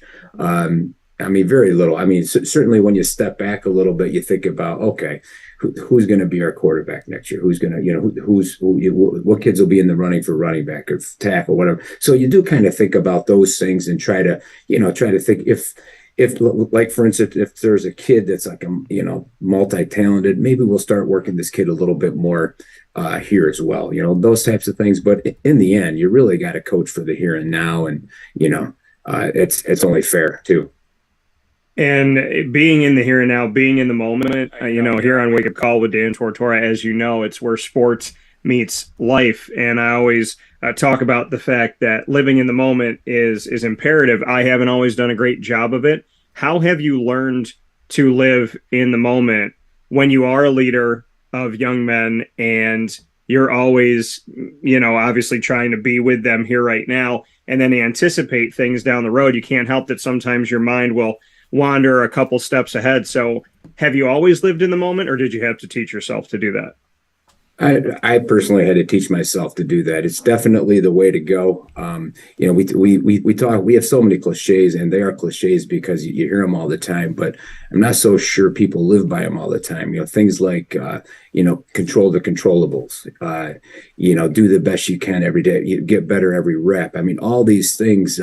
We talk about these things all the time, and we try to live these things. So like each day, we approach practice as you gotta not. It's a great day to get better. We say that a lot. Nobody works harder, and really in the end, we have this vision. We have a vision of what we want to do, but in the end, it's really about the process. I mean, it's about all these little things. Like, how are we going to get there? All these little things. This is what we got to do. These tiny things, and there's so many of them. But really, it's simple. It's actually simple, and if you can stay focused on those things, a lot of times that winning will take care of itself. We're trying to create, championships and stuff like that. But really, in the end, you're trying to teach them to be, better people, better human beings, in the end. And again, if you're doing those right things and staying in the moment and focusing on what you have control over and all those kinds of things, good things typically happen to you. That coming from Dave Hogan here on Wake Up Call with Dan Tortora, Chenango Forks head football coach in the Southern Tier in Binghamton, New York, here on Wake Up Call with Dan Tortora inside of the Cafe Kubal studios. Dave, behind you, you have different posters and different things framed and whatnot. What has made the office? I know there's some of those things behind you, but maybe some of those most memorable pieces, some of them that we can see, why you chose to put those up. Well, there's a lot more in here as well. And I'm also the athletic director. I have some girls soccer posters up. I have some wrestling All-Americans and some lacrosse All-Americans. This place, I've been here for 27 years, and I am just so very proud of so many things. And I think as the time goes on, you just appreciate more and more how great this community and how great this district has been to me. Obviously not just in football, but in all of our sports programs and stuff, and all the great people I've met. So in terms of what goes up, I don't have much room on my walls because I really have to replace it with some of the other things that I put up here. So just very proud of all that stuff. Being the athletics director as well as the head football coach, how do you balance overseeing all of athletics and then focusing in on your program? A lot of good help. I always say that we have the best coaches here. I say it all the time, and I truly mean it. And I think if you ask our coaches, I think they feel the same way. Especially our head varsity coaches of each programs. They're kind of, I always talk to them about, you guys are the CEOs of your programs and stuff like that. I can't do it without great coaches. We can't do it without great kids. And for the most part, we have great kids. We have great families, very supportive of sports and very supportive of academics as well. So no way you could ever do it, on your own. It's tougher during the fall season for sure, but and it's certainly busier, but still something I love and I wouldn't have any other way. I know that the only loss that you have this season, when you look at being in the moment and being with this team, the only one is to Maine-Endwell, which is very close by, and obviously Matt Gallagher, a friend of the show, on and off the air for me, as you are. What can you say about that matchup? It was an away game, a non-league game, 34-21. Obviously, Matt's done a lot of great work. You've done a lot of great work, and you've both really showcased and put a spotlight on the Southern Tier. So despite the loss, just what that game taught this team, and at the same time, maybe some words about Matt Gallagher. Well, in terms of the game, I mean, certainly, we talk to our kids ahead of time about the game. It's a non-league game. So in the big grand scheme of things, it's not as important as our league games. And that's true. The thing is, you just hear so much, the hype about it, and both teams undefeated, both state champions last year, that it's hard to actually put that in perspective, that the game's really not that, not as big. What is always nice about it is when you're playing games, not just against Maine-Endwell, but other tough teams too in our area. We have quite a few of them. You basically, it's good because if you can come out of it healthy, you're going to learn a lot of things. Your weaknesses are going to be exposed, so there's going to be a lot you can work on, to try to get better. The other thing is, I just think I think we saw something out of our team that we hadn't seen yet in terms of stepping it up that extra notch. We talk about taking that next big step so we can grow and something to build on and things like that, because we talked about the young kids and everything. And I think that helps too, so you kind of you have a better week of practice just going into that game. And in terms of Matt, I've got to know Matt away from football, and we've been friends for a while now, and I got a lot of respect for him. I think this is something else that tells you something about a kid is when you talk. I know a lot of the players that played for him, and you hear when you hear the kids, and this is true with some other coaches too. You hear kids talk about the good things that they got from the the program and stuff like that. You can just tell that I think that says a whole lot about a person. And as I do this more, I get to know more kids that have played for him and his program and their staff, and you can just tell he's a stand-up guy. Anyway, it says a whole lot about it. But he and I have been friends for a while now. And having those friendships, how do you shake hands at the beginning of the game, saying, this is somebody I would grab lunch with, but for the next couple hours, game on, brother? It's interesting. We had a long talk before the game. Our kids were warming up and stuff, so lots of different things that we're talking about and stuff. And then, of course, afterwards, you're grateful that nobody was seriously injured, and both teams. And we always say it, both teams are going to be better because of it. And and then you just kind of move on to the next game, and we'll talk more when we during clinic time and stuff like that, and kind of go to clinics together and stuff.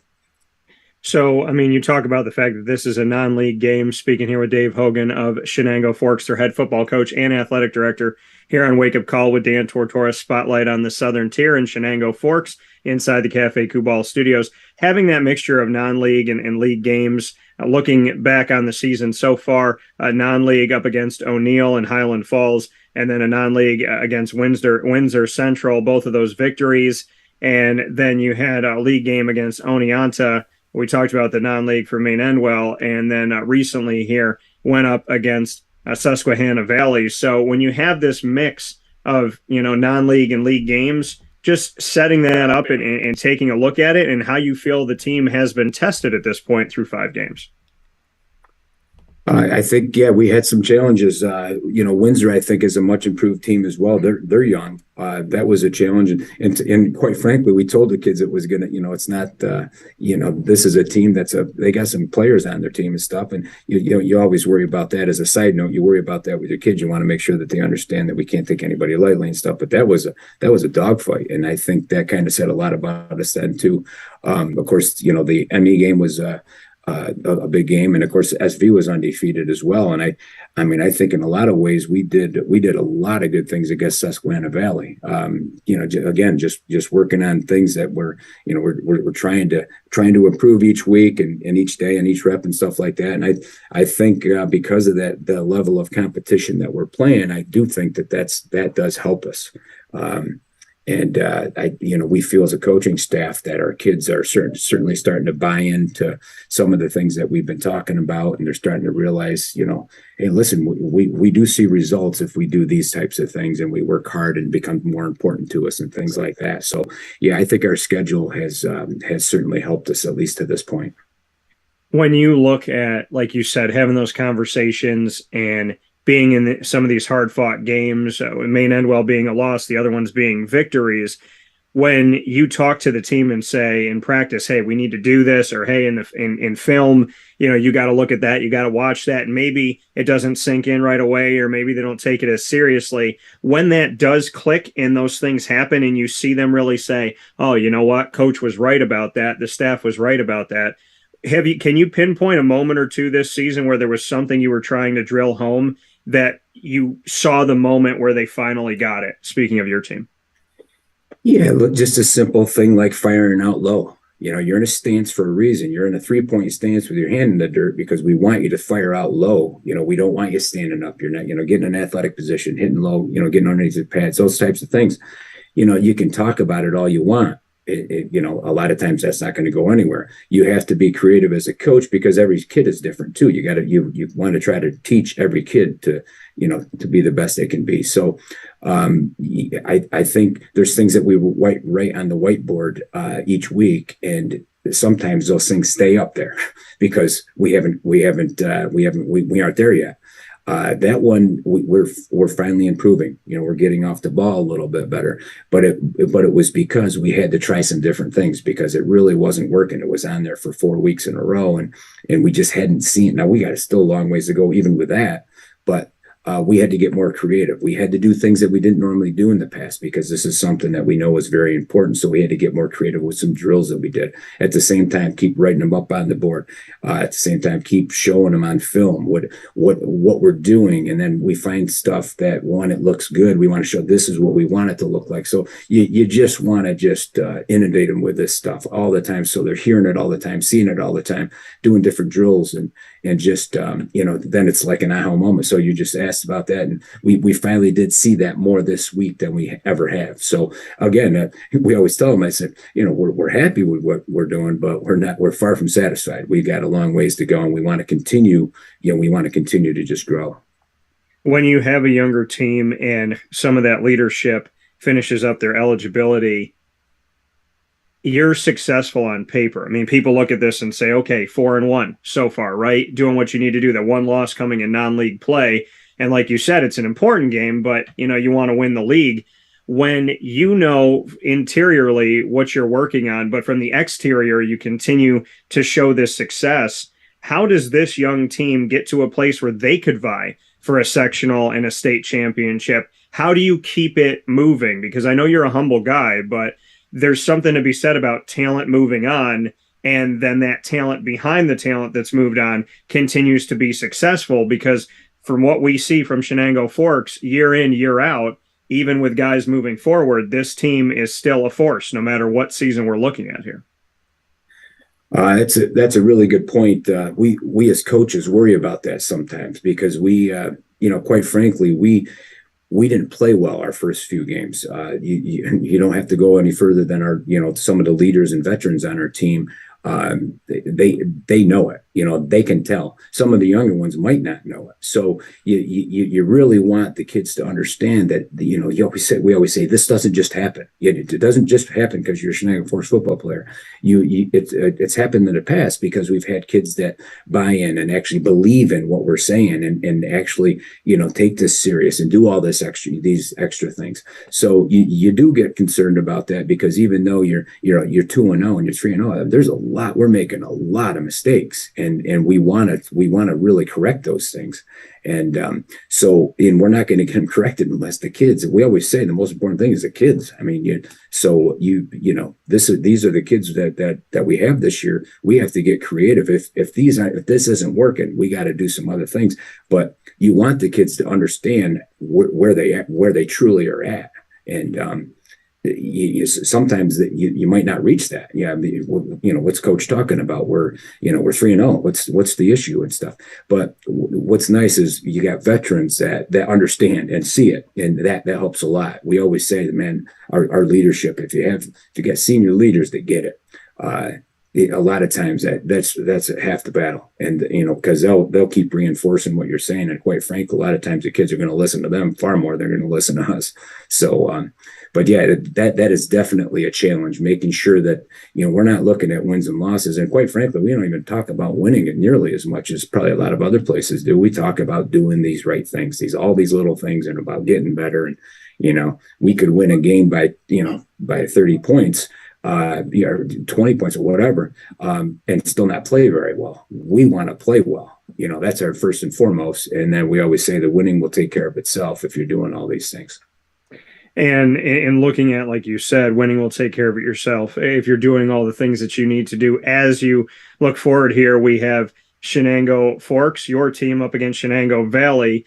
And this game coming up this Friday, October 7th at 7 p.m., and it is a league game, and it's going to be on the road. Chenango Valley in an interesting position as well, as you're the athletics director and the head football coach. Brad Tom this season took over the Chenango Valley football team as the director of athletics and head football coach. What can you say about what Brad Tom has done up to this point and the unique situation that they're in with this shift to him taking over as the head coach after serving as well with the athletic director position?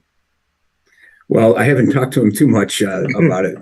He's probably swamped and just not used to what the feeling is like right now. And it's certainly early. They had a lot of turnover and stuff like that. So you talk about wins and losses, you really can't judge it that way. But be interested. I'm sure at some point we'll have a conversation later on about how things are going there. But it's you're changing the whole system. You got a whole new coaching staff and stuff like that. So right now, I think they're trying to. I think if I don't want to speak for him, but I'm guessing that he'd say they're just trying to figure it out. Trying to figure out what's best with the kids that they have and what kind of system to run and all those kinds of things. So.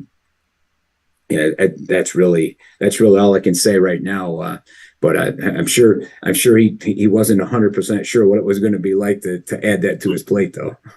Yeah, and I do have to make a note. 2 weeks from this coming Friday, you are playing a game on my birthday on October 21st. That game at home, a league game against Newark Valley. So, I'm just going to say that maybe something special, I don't know, maybe something for the camera, something needs to be done. Maybe blow out a candle for somebody that's getting a touchdown in the game. We got to do something on October 21st. Okay, I'll make a note of it. So, Coach, before I let you go, for you to have this job and year in and year out to continue to smile and to work hard and to see that positivity in your eyes. Where does that, I know we've talked about it before and we talked about it last year, when you keep coming back to it and you keep doing it, when you get up in the morning and you take your head off the pillow, what is it about being a football coach that you just can't get enough of as much as you've had that you're like, no, I got to do it again? There's a lot of things. I think, my dad was a phys ed teacher and he's around sports. And so I was around sports my entire life. I love sports. Football is my favorite sport for sure, but there's a lot of other sports I care about a great deal. But I also heard at a very young age, you figure out a way to make money doing what you love and you'll never work a day in your life. Well, there's days I feel like I'm working, but most of the time I don't feel like I'm working. It's just a passion. And, I think to be a head football coach or being a head coach varsity level, you have to have that passion. Otherwise, it's going to become a grind. And right now, it's not a grind. I'm grateful every day for what I have. There's great people here. There's great families here. There's great kids here. The coaching staff I have, I wouldn't trade for anyone. I love those guys. Those guys are, most of those guys are some of my best friends too. They're just not just guys I coach with. We share a passion together. And quite frankly, I wouldn't have it any other way. And I'm going to keep doing this as long as things are going well and people want me around here. I'm going to keep doing it as long as I'm passionate about it. If I lose that passion, then it's time to pass it on to somebody else. But right now, I'm loving it. Well, I can tell you that I second that. I tell people if you do what you love and love what you do, you don't feel like you're working. And there are days where I am exhausted. There are days when I've slept for 2 hours and I got the big backpack of equipment and my luggage and I'm going through the Detroit airport and I'm literally thinking if, at any given time I could stop and fall on the floor. But, you got to keep going. So, there are those moments where you're like, man, this human body is tired, right? The car's got to be oiled every few months, but to do what you love and love what you do is a beautiful thing. So important to me. And a final note here is something that you already know is the reason why I find it so important to have you and your student athletes on and people all throughout New York is that I feel like a spotlight needs to be here and they're not recruited enough. They're not spoken about enough. The talent is not showcased enough. What do you want to say about Chenango Forks, your team, as well as, just recruiting in general in the state of New York and 2 college teams out there? whatever Division 1, 2, 3, JUCO, what they should know about your area and your team, because I think it's imperative that we continue to put the spotlight here on Central and Upstate New York. Yeah. Thank you for that. We're a close knit group. A lot of the Section 4 coaches and stuff, and very hard workers, great guys. Again, a lot of them are some of my best friends as well, and very hard workers, very passionate. The Maine-Endwells of the world, Newark Valley, Susquehanna Valley. There's so many, Tioga. There's so many of these schools around that I think the great competition in the area has made us better. It's just friendly competition, whatever, but it raises the bar, and we steal stuff from each other. I shouldn't say that, because we're all willing to share what we do. That's no big secret. And I think it's made us better. And I think our kids are better, because of it. I think they work hard. I think it seems like more of our kids are starting to get recognized. JUCO and D3 is, if you're a Division 3 athlete, and you go on and you play 4 years, then you're one heck of an athlete. I mean, that's what people just don't understand, like how challenging it is out there. And it's great. You go to a nice school, you get a 4-year degree, and you can play a sport you love. That I think has helped tremendously. And the other thing I do want to say, Dan, is I appreciate you saying what you said and doing what you're doing to help promote that. That helps a great deal, and we appreciate it a great deal. Well, Coach, you deserve it. And there's nobody, I said this when I started my company. I said, I guess I'm choosing to be a redheaded stepchild. And in doing that, you notice the other redheaded stepchildren. What I mean by that is that there's so many places where a light hasn't been shined, and not because it shouldn't have been, and not because it's not worthy, but because it just isn't there yet.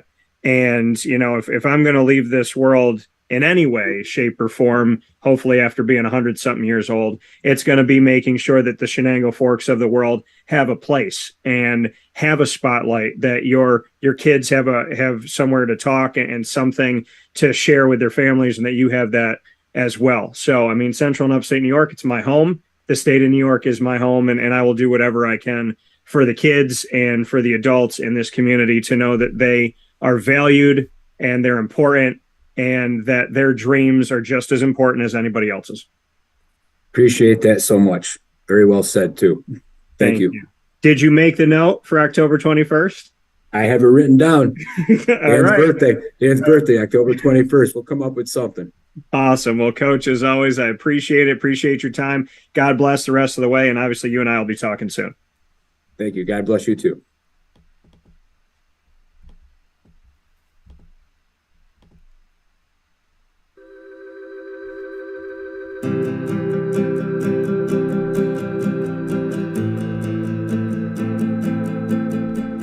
Cafe Cabal offers same-day local delivery of our products, offering no delivery charge for Onondaga County.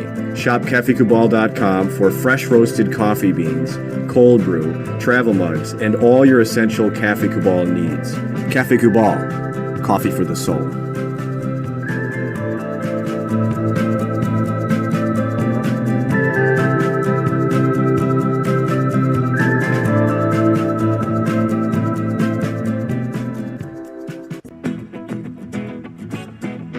This is Amy from Mother's Cupboard, home of the whole frittata. We are open daily 6 a.m. to 1:30 p.m. For takeout orders, call 315-432-0942 and tune in to Wake Up Call with Dan Tortora for our monthly food challenge, and try our Wake Up Call signature menu item, available 7 days a week.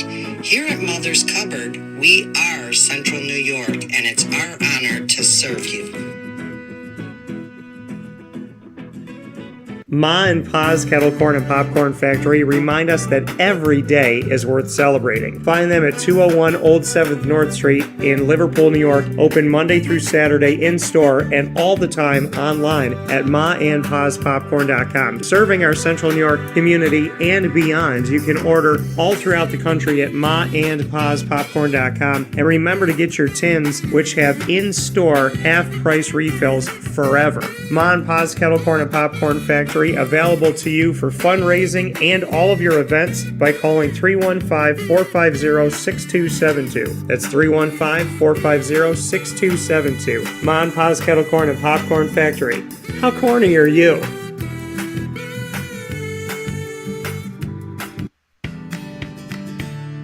Witty Wicks Candles and Gift Shop, Township 5 Camillus, where you will find handcrafted all-natural soy wax candles over 60 cents to freshen up your home.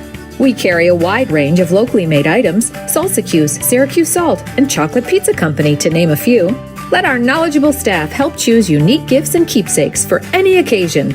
Gifts for family and friends, and maybe a little something for yourself. Witty Wicks Candles and Gift Shop, Township 5 Camillus.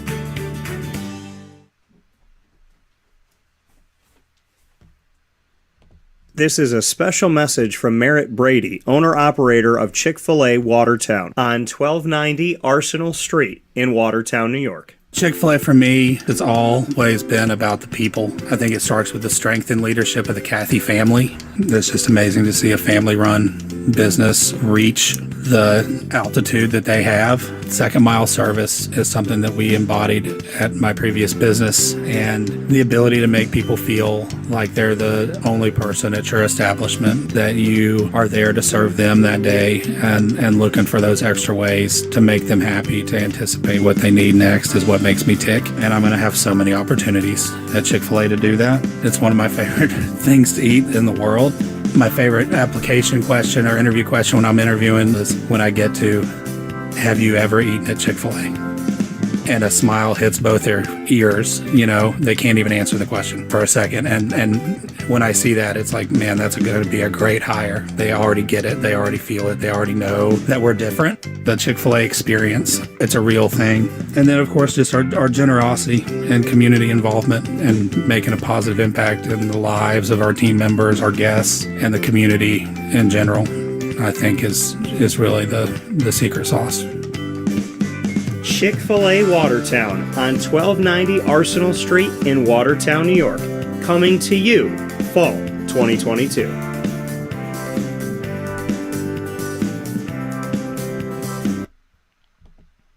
Tortora inside of the Cafe Kubal studios, hanging out with you where sports truly meets that thing called life, and very happy to be here. 3501 James Street, 324 West Water Street, 401 South Salina Street, all in Syracuse, New York, inside of their double-decker cafe on 343 Fayette Street in Manlius, and on the corner of Route 11 and Taft Road at Sweetheart Corners drive-through location in North Syracuse. You know that putting a spotlight on the Southern Tier is very, very important to me. The last time this gentleman was on the show with me, there was hardware being shared and a lot of great things happening.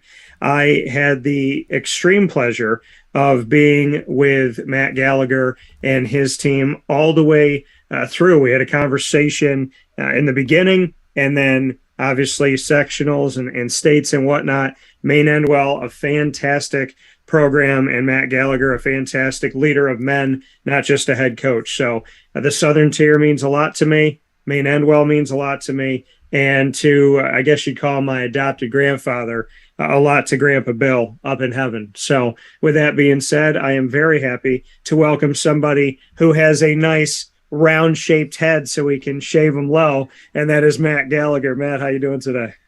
Very good, Dan. How are you? I'm doing well. You know, my mom told me a long time ago, she said, thank God you got the head for it, or else you'd look weird. So, you know, we got some nice rounded, nice sculpted heads that we can shave them. So yeah, nature was taking its course, so I thought I'd speed it up a little bit and help it out. Yeah, see, my thing is, people say to me, they're like, when did you start going bald? And I don't.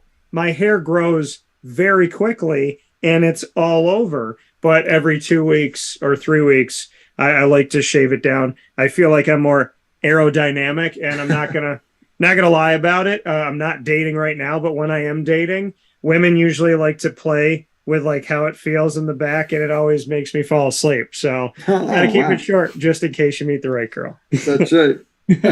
So Matt Gallagher here with me on the broadcast, Maine-Endwell head football coach, So, obviously the last time we spoke, a lot of great things happening, and we turn the page to this season. How quickly do you turn that page? Do you give yourself a day to enjoy it? Do you give yourself a couple weeks? Do you let yourself have some time before practice starts again to do it? Or do you turn that page really quick when you see that state title and then moving forward to here? Well, we have to enjoy it. You have to celebrate the things that the kids accomplish, and we try to do that as a whole group. Not only just our team, but the school and the whole community. We usually have. We're fortunate to have the whole community rally around us and kind of escort us back into town. After the game. So that part is awesome. The kids love that. And then even the next week in school, they usually have a little something for us, a parade, or the kids going down to the elementary buildings and walking through there, so the kids can see them too. So, we have to appreciate that and understand what it is that exactly what was accomplished, and we don't want to make it seem like it's something that's not big, because I think the kids need to appreciate how big it actually is. But then, once that's over and done with, we usually give them about a week off, and then we're right back in the weight room about a week later. Yeah, and like you said, you have the celebration, you have them escort you back in, go to the elementary schools and whatnot, and then you said we're back in the weight room. So it sounds like you have ample time and a lot of things that you get to do to celebrate. But is it just, second nature for you at this point that once you do that a week later you say, okay, listen, it's we got to get back in the weight room and keep working on it, because human beings are habitual, right? So we form either good habits or bad habits. And so I could definitely understand and respect it. I think they said it takes 21 days, 3 weeks. So, however you want to look at it, 3 weeks or AKA 21 days to create a good or a bad habit. So once you have that week to do it, do you feel like it's therapeutic or second nature to get right back in the weight room again? Well, first of all, the kids are chop at the bit. They're the ones like, Coach, let's get back in there. And, but we've been fortunate, to go into December, a few times, and and then get right back after it. Like I said, a week later. But even on the years that we didn't get to our main goal, we still gave them the week off, and then we got right back after it. So, whether we look at it this way, whether we accomplish that goal or not, we want to make sure that we are somewhat of a routine, giving them the time to kind of recoup a little bit, think about the goods and the bads, and then get right back after it as a group too, not just individually, but as a group, which is, I think, most important. Having the longevity in a season to feel what you got to feel last season, and again, Maine-Endwell and you, no strangers to success, but after everything that we have been through, to have that run in 2021 and play so deep into the year and hoist a state title, to reflect back on how crazy these last couple of years have been, did that one have an extra element to it, a different feel to it, because you've seen these kids have something taken away from them? I think maybe a little bit. I guess you could say yes, because you might, it'd be kind of hard not to. Yeah.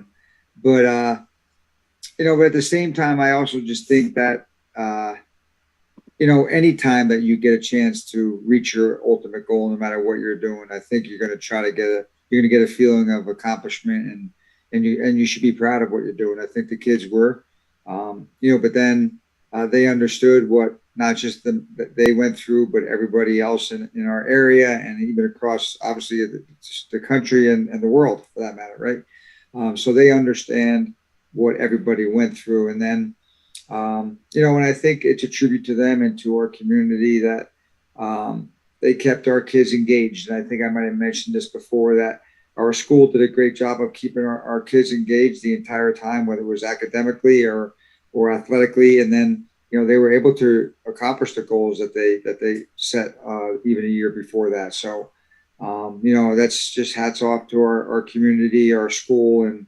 everybody that's part of it, because our kids were engaged. They weren't just sitting at home. They were, with their teachers, with their coaches, and trying to do the best they could to, in such an awful situation. What did that time teach you about yourself, and maybe something that you didn't know you appreciated, or you didn't appreciate, or so? I mean, we all had time to look in the mirror over the last couple of years. What did you see when you looked in the mirror? Well, probably just like everybody, right? You can't take anything for granted. You got to appreciate what you have, because it can be taken away quickly. Mm-hmm. And then what you do have and what you can do, make sure you do it with all your heart, with passion, and then just go out and live it, and I think that's what hopefully people have learned. And but the way that people rallied and came together, not just in our community, but across our country. And, it was a pretty special time. And I think people can look back on that and say, hey, we can battle through things if we kind of do it together. Coming here from Matt Gallagher, the head football coach for Maine-Endwell here in the Southern Tier, and looking at this season and where we are so far at the time of our conversation, your team is 4-0, and you have played half of those games in league and half of those games out of league here. So looking at, Section 4, Class B right now for you as we go through this, Union Endicott, obviously ME, UE, there's history to that. I mentioned my adopted Grandpa Bill, who's up in heaven now, God bless him, and he was a big fan of ME, UE, and so you got that victory 14-0. Norwich, who's moved up to you 46-14, and then Chenango Forks, a non-league game, they're 34-21, and most recently Windsor Central that you defeated 35-7. Of these 4 games, 2 in league and 2 non-league, what can you tell me you've learned about the team 4 games in at this point? When we actually had a big conversation about this in practice today, or before practice, right before film, and then we went outside, but that we can be pretty good, really good at times, but we're a little inconsistent right now, which is something that I guess, that kind of goes with the territory, right? It's early in the season, but we do have a lot of returners, and they feel it too, and they don't necessarily like it when we're inconsistent, right? Because you'll see that we we'll look great for a quarter, and then maybe not so good, and then we'll look great for another quarter, and then a couple plays won't go so well, but and that happens in football. But you can tell when it's just a football play that goes wrong, or just the inconsistency of the team in some ways. And I think that we've seen that a little bit. Obviously, not to the point that has affected us as far as the win column, but we know that the most important thing for us is to get better every week, and we got to just try to stay away from those inconsistencies. And as a coaching staff, we got to make sure that we address those in practice and make sure that we limit those as we move forward. What do you attribute to the inconsistencies when you're looking back at film and you're going through practice and whatnot? Can you pinpoint why you feel this team has not stayed as consistent as you want them to? Well, I think number one, it's probably our high expectations for them. And if they're not, as we consider, dominant, then maybe they're not consistent. But, so at the same time, we could be, really expecting things that are maybe at a standard that we shouldn't be, but then that wouldn't be driving these guys to their goals. So we want to make sure that that's not the case. And they want it that way. They want to accept the challenges of getting better every day, every week. And if we kind of pinpoint, and when I say this, we nitpick as far as the little things and the details that we really focus in on, and that we want to make sure that are consistent. And the kids know that, right? They would probably be a little disappointed if we were not really getting down to the nitty gritty when it comes to nitpicking the details that we want to be consistent throughout. And that's the thing. You talked about, well, maybe they're inconsistent because of our expectations of them. Maine-Endwell, I mean, this is not a typical program, right? There's expectations, and then there's your expectations that you have in a program that you have. When you build up a program like Maine-Endwell football to where it is, do you ever catch yourself saying, like, this might be where most teams want to get at, but we're always, here, we're always striving for that? I mean, when there are high expectations and there's a history, there's obviously something that comes with that, right? People look at and it doesn't matter what the season is, right? People look at the Cowboys every single year, and there's the expectation that they're supposed to be America's team. As long as Tom Brady plays, there's an expectation that he should be in the Super Bowl. There's an expectation that Aaron Rodgers shouldn't lose a playoff game.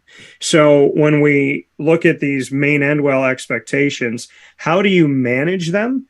And, just building a culture where I guess the question is, have you forgotten maybe what normal expectations are because of where you expect this program to be?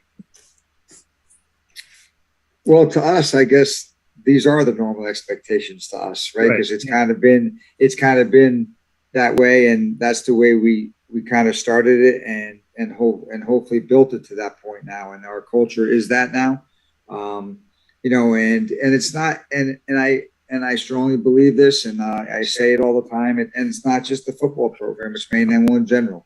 Yeah. The expectations at Maine-Endwell are very, very high in everything. And the football program is no different. And I tell people all the time that it's so hard to describe what Maine-Endwell is like unless you actually live it day in and day out. It's a way of life. I try to explain it to people, but they don't understand it until they're actually involved in it and they see it, and they're like, "Man, I know what you meant." And it's a beautiful thing. It's a great place to be. And then, I think I know the coaching staff and myself, we're pretty darn lucky to be a small part of the whole thing. You say the coaching staff and you being a small part of the whole thing. You've always been humble in any conversation that we've had. From the outside looking in, a lot of people talk about who you are as a coach, I'm sure, right? And what you do and the success that you've had and the type of, just the way that you go about it, and the fact that, this culture that has been developed with the football program. And like you said, with Maine-Endwell in general, obviously, Matt, you're a huge part of this. So when you say the coaching staff is a small part, and being as humble as you are, I mean, I would be very hard pressed to say that the world doesn't see it very differently and says, "Hey, without Coach Gallagher, we're not here. Without this staff, this isn't happening." So, we talk about expectations. What are your expectations of yourself, and how do you kind of maybe check yourself? Well, number one is that, do I still love it? Because that would show through in a heartbeat if I didn't. Yeah. If I still bring passion and love of the game every day to practice, because you have to be on every day. You can't be off. You got to be on every day when it comes to teaching and coaching. And because somebody, whether it's a student or whether it's a player, somebody is going to pick something up from you that day that's going to go with them for a long, long time, right? So you want to make sure you're trying to be on every single day, and which I try to be. And once I feel like I'm not, that's when I would definitely probably say that it's time. But as of right now, I still love both teaching and coaching. The fact that I'm at the age that I could be done. that's always there. But, as of right now, it's not going to, that's not what's going to happen. So, we're just, I just want to make sure I check in at myself every time and just say, you still loving it? And are you still bringing it every day? And if I can honestly say yes, then I'm going to be here for a little bit.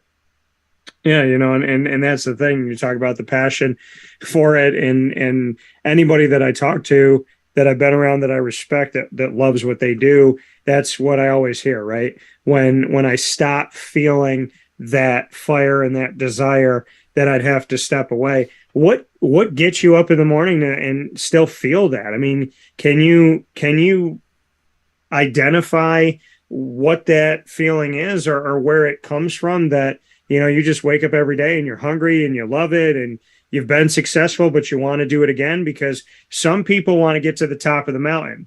You've been on the top of the mountain multiple times. And with all due respect, I feel like, God's trying to build some new mountains so that you have something to climb. So bring me into the, why are you a mountain climber still?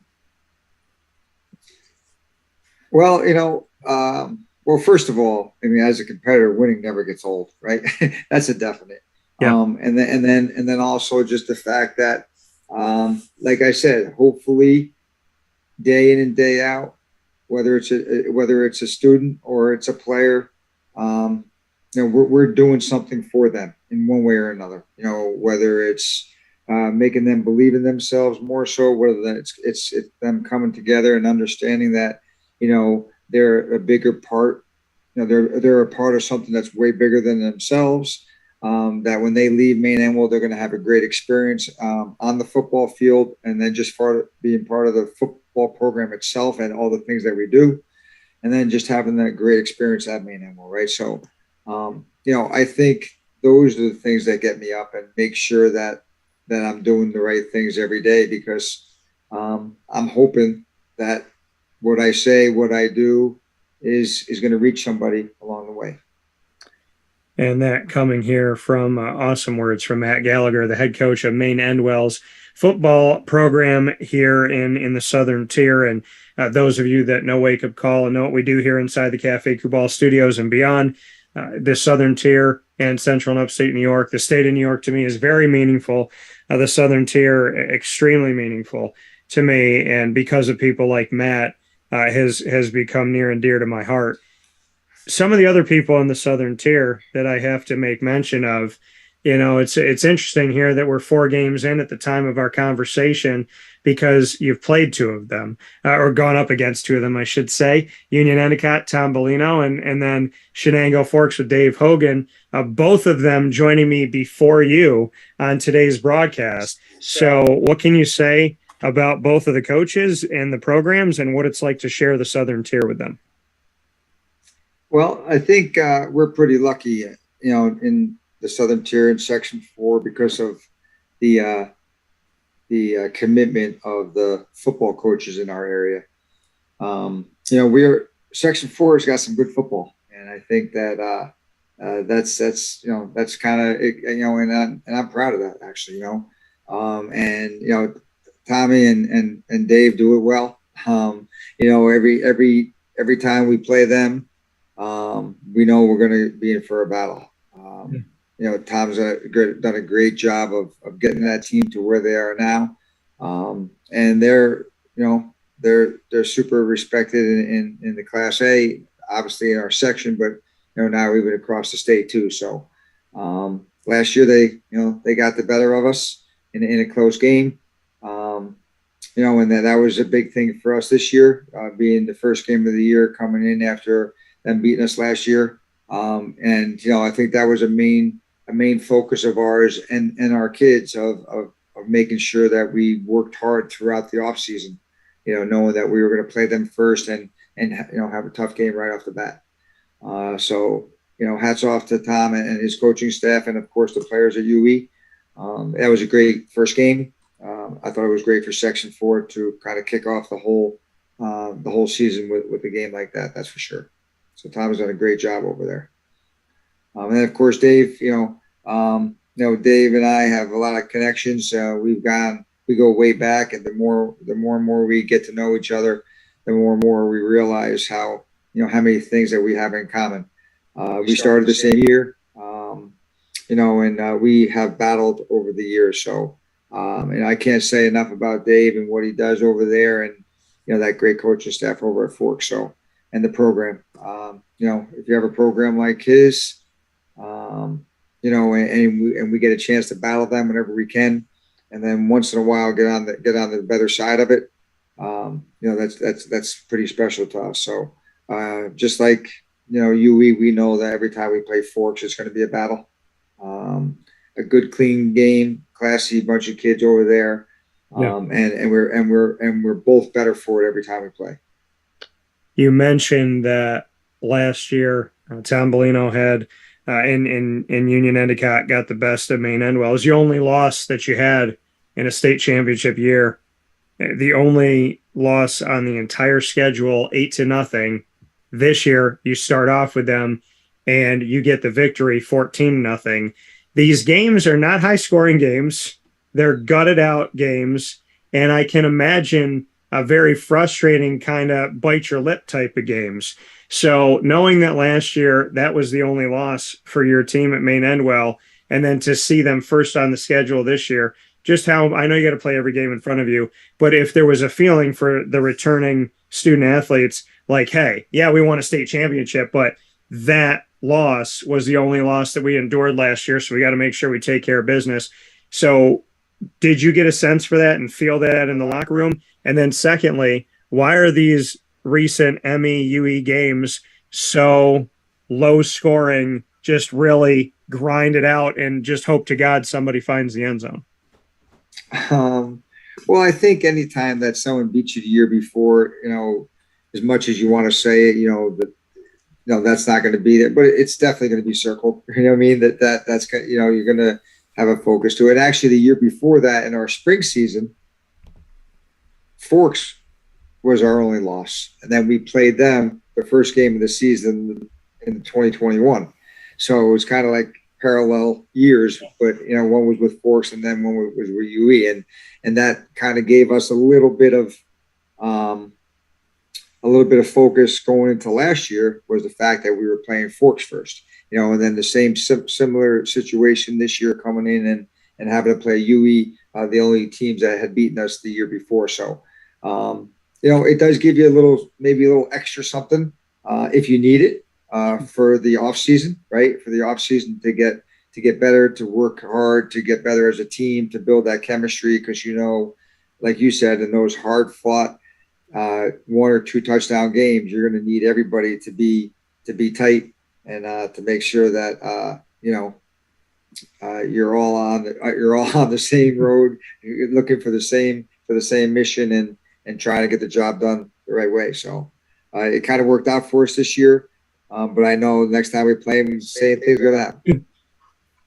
Matt Gallagher, the head coach of Maine-Endwell, here with me, head football coach there for the team, varsity team here on Wake Up Call with Dan Tortora inside of the Cafe Kubal studios. Before I let you go, a couple final pieces here, Matt. One of them being that you have a game on my birthday.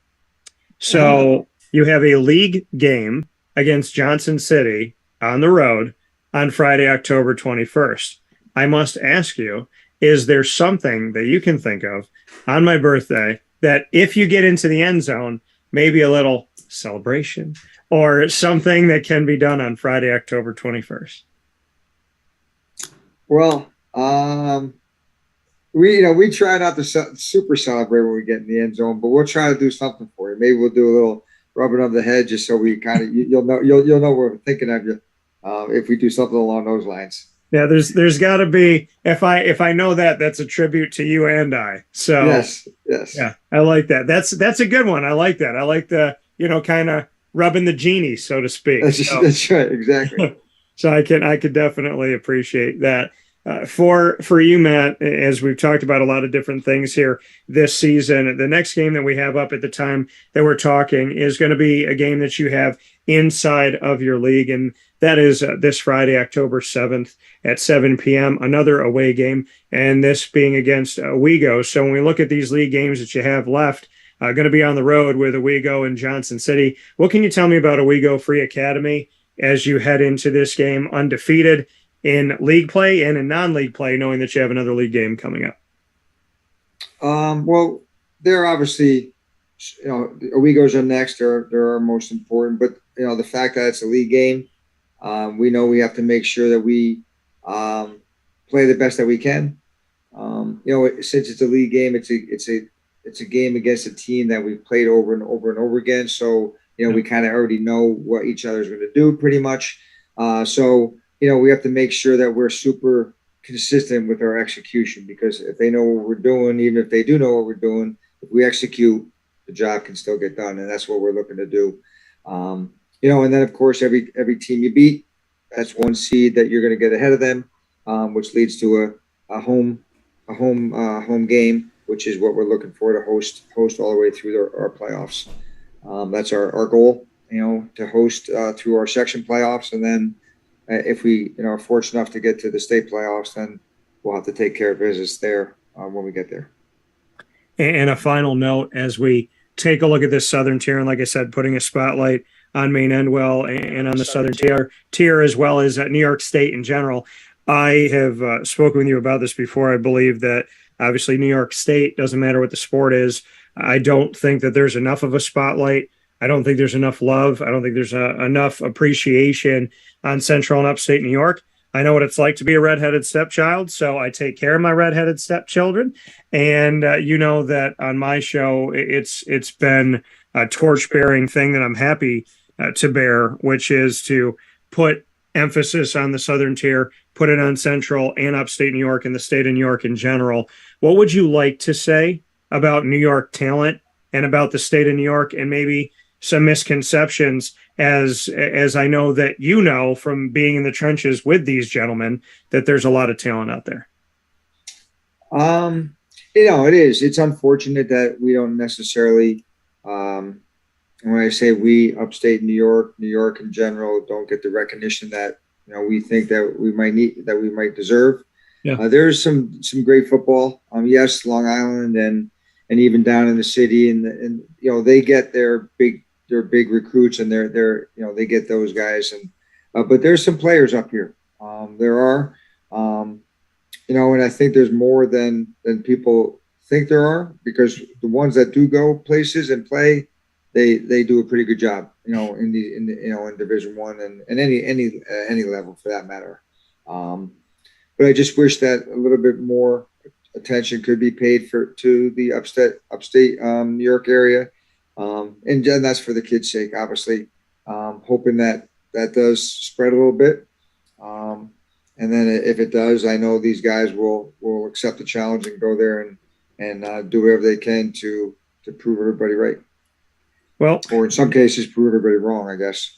Yeah, and that is an emphasis here, as I had stated, and your student athletes and all of Maine-Endwell, whatever the sport is, whatever's going on, for all of the wonderful men and women in the community, however we can help, I'm always here to do that. And I thank you for the time that you've given me, as well as your student athletes, so that we can provide a platform, because it takes you saying yes on your side. So in closing, I want to say thank you for your work and your efforts, and to let you know, as you already do, I would hope, that the door is wide open, swung open.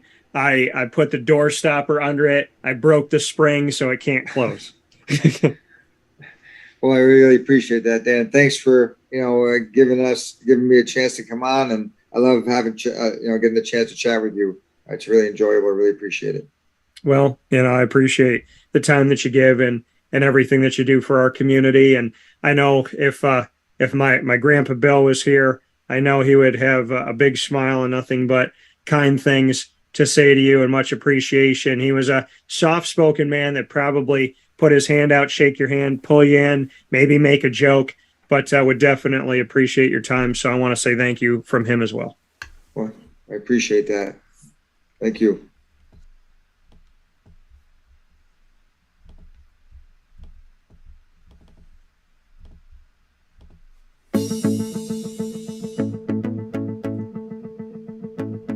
Avicolli's, located on the corner of Route 57 and Wetzel Road in Liverpool, New York, has been your trusted neighbor for decades. Located just steps from Liverpool High School, we're happy to have the Liverpool Warriors on-site, on-location broadcast at Avicolli's through Wake Up Call with Dan Tortora every single month, featuring student athletes, coaches, and administration throughout the year from Liverpool High School. Head out to Avicolli's today on the corner of Route 57 and Wetzel Road in Liverpool, New York, open Tuesday through Sunday for lunch, dinner, and drinks. We'd love to see you out there, and of course, you can call them at 315-622-5100 for takeout, delivery, and catering. That's 315-622-5100, and also find them on myavicollis.com. That's myavicollis.com.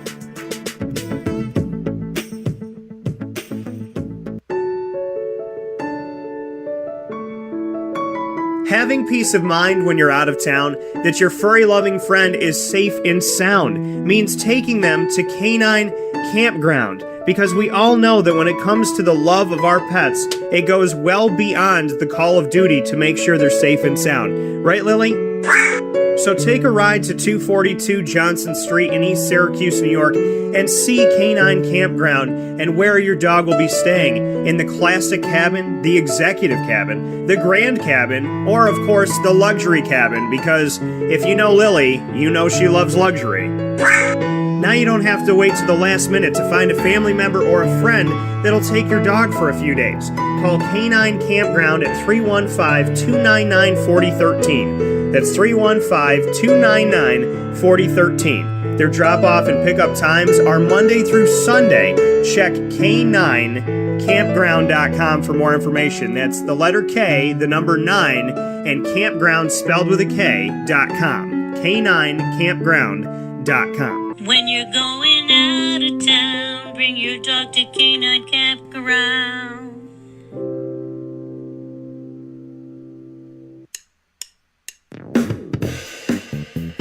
PB&J's Lunchbox, the food truck that you love finding all throughout Central and Upstate New York, now has a street-side cafe. So when you're craving their traditional favorites as well as their out-of-box amazing menu items, you can now head to 663 Old Liverpool Road in Liverpool, New York. Located just minutes from the highway, the Thruway, Destiny USA, and Onondaga Lake Parkway, PB&J's Lunchbox Street-Side Cafe is there for you Monday through Saturday from 9 a.m. to 7 p.m., serving breakfast, lunch, and dinner all throughout the day. Get breakfast for dinner, dinner for lunch, whatever you fancy, including their award-winning grilled peanut butter and jelly sandwich. Find them at 663 Old Liverpool Road in Liverpool, New York. PB&J's Lunchbox, where we love to know what's in your lunchbox.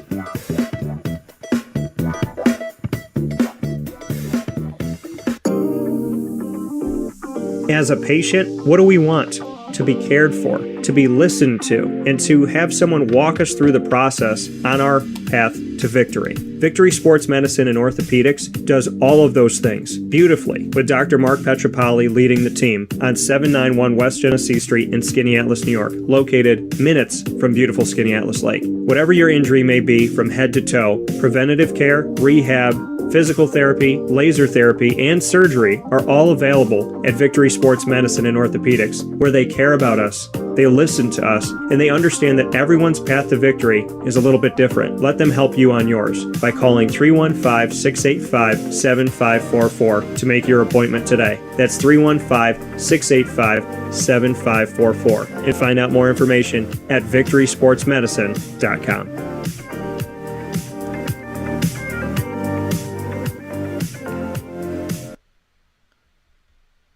Welcome back here to Wake Up Call with Dan Tortora inside of the Cafe Kubal studios, hanging out with you where sports truly meets that thing called life. Very happy to be here with you inside of the Cafe Kubal studios as always, and thank you so much for being a part of the broadcast. We want to thank Cafe Kubal and all of their locations around Central and Upstate New York on 3501 James Street, 324 West Water Street, 401 South Salina Street, and those are all in Syracuse, as well as on the corner of Route 11 and Taft Road at Sweetheart Corners in North Syracuse for their drive-thru. And you can also find them on 343 Fayette Street in Manlius, New York. So make sure you head out to their double-decker cafe today. With that being said, our final piece inside of MaAndPa's is What's Poppin', giving you the list of topics for the day. Brings us into the ingredients to success, proudly presented by Avicolli's on the corner of Route 57 and Wetzel Road in Liverpool, New York, right down the road from Liverpool High School. And we were there last week with our monthly Liverpool High School broadcast, focusing in on the Warriors, on their coaches, administration, and student athletes, as well as the community as a whole. And very thankful and appreciative of Emily Floor and the girls volleyball team for having us. Emily, the head coach of the team, and for all the girls that I got to talk to, as well as the entire team, all of their families and supporters, big thanks and a big spotlight to the Liverpool Warriors varsity girls volleyball team. You can go back and watch those videos on Facebook.com/WakeUpCallDT and on Facebook.com/LiveNowDT, or pardon me, YouTube.com/WakeUpCallDT. So Facebook.com and YouTube.com, both /WakeUpCallDT. Make sure you follow us on Facebook and make sure that you subscribe to us on YouTube. So, from Avicolli's, we did that show, and every single month at Avicolli's, we are there with the Liverpool Warriors. Always happy to be there, supporting the Liverpool Warriors and putting a spotlight on Liverpool's greater community as well as the high school itself. So, with these ingredients to success, proudly presented by Avicolli's, today's topic for the ingredients to success is habits. Today's topic is going to be habits. And the conversation about habits are, some habits are good, some habits are not. Some habits build us up, some habits keep us where we are, or they tear us down. So it is important to know the habits that you have and the habits you're creating and what those habits are doing to your life. Because certain habits in life are going to help you move forward. And other habits will be like quicksand or cement. They'll keep you where you are, or they'll drag you down. So, it takes, they say, about 3 weeks to create a habit, right? 21 days, which is easy for me to remember. It is my favorite number, and it is my birthday, October 21st. And as we talked this morning, we are 17 days away from my birthday, which is crazy to believe, but it's almost here. So, looking at 21 days, right? 3 weeks to either create a habit or dismantle a habit, right? And that 3 weeks time that we take, it is imperative. And I know both sides of this. I know how tough it was to create a good habit, and I know, how I saw some good habits go away. So it is incredibly, incredibly important when we talk about habits to only be establishing the good ones and to be very cognizant of when we establish a good habit, that in order to keep it going, we have to continue at it, right? My healthy body, healthy mind, healthy body approach is something that saw me walk for an entire year, every day of the week, all throughout the year, to 10,000 steps a day, right? Walking 10,000 steps a day every day. Then I got into an unhealthy relationship, and I didn't walk every day. Then I started to walk less. Then I started to walk less. Then I started to walk less. And fast forward to, I went into another relationship that I thought was good. It ended up being unhealthy as well. And I walked less and less, if at all. And, and then I said to myself, well, these relationships haven't been positive for me mentally, physically, emotionally, and so on and so forth. And now, not only have they not been good for me, but here I am, here I am losing my good habits in bad relationships. The habits that would have helped to combat what I was going through in a bad relationship now were part of the bad relationship, right?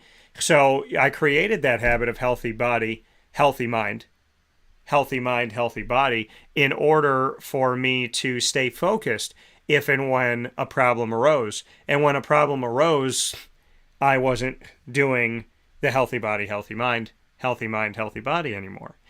And in not doing that, I was hurting myself twice, because I was in a relationship that was hurting me, but then I was also not doing the things that were helping me become a better person. So it is imperative, folks, as today's ingredients to success topic is habits, knowing that it takes about 3 weeks to create one or dismantle one, good or bad. And once that habit is there within those 3 weeks and you lock it in, well, if it's a bad one, I hope you don't lock it in. If it's a good one, like walking every day, then you have the opportunity to change your life for the better. But once you get there, you have to keep it going. See, some people just want to get to the top of the mountain, but they forget that you still got to get back to your car, right? You still have to move on with your life. If you climb a mountain, you still have to find your way back down that mountain and, carry on with your day and carry on with your week. So I think, building the habit, let's talk about that's going up the mountain, right? But keeping that going is understanding that you're going to continuously have to climb mountains. And some days you're not going to want to get up and walk. You're not going to want to get up and pray. You're not going to want to get up and meditate. You're not going to want to get up and do yoga or go to sleep and do these things. You're not going to want to eat healthier. You're not going to want to stay away from, if maybe you have an alcohol problem, staying away from that, trying to back away from that, right? So there's different things that people go through, and there's different things that people are addicted to, and there's different things that people spend a lot of time on, right? Some people are addicted to their phones. Some people are addicted to dating apps. Some people are addicted to social media. Some people are addicted to just texting all the time. So how do you get off of that, right? How do you stop swiping through your screen, whatever you're swiping on, whatever you're clicking on? Well, you have to practice that every day. It's not like you're going to create the habit in 3 weeks and say, okay, I'm going to try and be on my phone less for the next 3 weeks. So then in week 4, I can go bonanza. No, that's not how this works, right? I'm going to walk a lot for 3 weeks, and then I'm going to lay on the couch for a week, and everything's going to be great. No, I mean, your body can be in better shape, but if you want to keep your body in good shape, you have to do it. See, the reality of it all is, if you really want to change your life for the better, you have to dedicate yourself to doing that every single day of your life. You can't do it sometimes. You have to literally do it every single day of your life. And that is something that you have to come to know, is that becoming a better and healthier person is not a daily chore. It's not a daily burden. It's a daily blessing. It's a daily benefit. If you wake up and you have the opportunity, think about it like this, right? You haven't walked in a while. So you get out of your front door. You look down the road. You go, God. And your mind tells you what? The end of the road is so far away. And I used to walk all the way down there. Oh my God, if I had a helicopter and I was looking at myself walking right now, I'd think, there's no way I can cover this much area. I'm one body. I'm 2 feet. That's it. How am I going to do it? But you've already done it. Or maybe you never have. Maybe you're going outside to walk for the first time. You want to know how I get over that? Oh my gosh, this is such a daunting task. I say to myself, I'm not in a wheelchair. And maybe someday I will be. Or maybe someday I'll need a walker. And I'm going to look back on this day and say, God, I wish I went outside. I wish I ran. I wish I jogged. I wish I played basketball. I wish. Well, you don't need a wish. You can do it right now. So when you think it's a burden to walk, think about the fact I have 2 feet and I can do it. I have my wherewithal to do it. I know where my house is. I have my memory, and I can remember how to leave my home and get back to my home. And I have 2 legs to do it.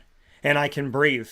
And I'm alive. And I can see. And I woke up. If you can walk outside, if you can go outside right now and take a walk, you got to think about a lot of things. Well, some people are. I mean, you may be blind, but you think about it like this. If you can go outside, see what's around you, remember where you live, and walk, you got to think about it like this. You're not blind. You don't have dementia or Alzheimer's. You have a good memory, and you have your legs. And you're alive, above all things, right? So anytime you say, oh my gosh, Dan, it's so hard to eat healthy. Oh my gosh, Dan, it's so hard to get off my phone. Oh my gosh, Dan, it is so hard to sleep more. Oh my gosh, Dan, it's so hard to pray and meditate and just sit and do nice things. Oh my gosh, Dan, it's so hard to do cardio. Oh my gosh, Dan, it's so hard to walk. It's so hard to sit and try and clear my mind.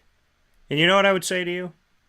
At least you have the opportunity. 1, you're alive. 2, you have the wherewithal to do it, which means you have your faculties, which means you have your senses.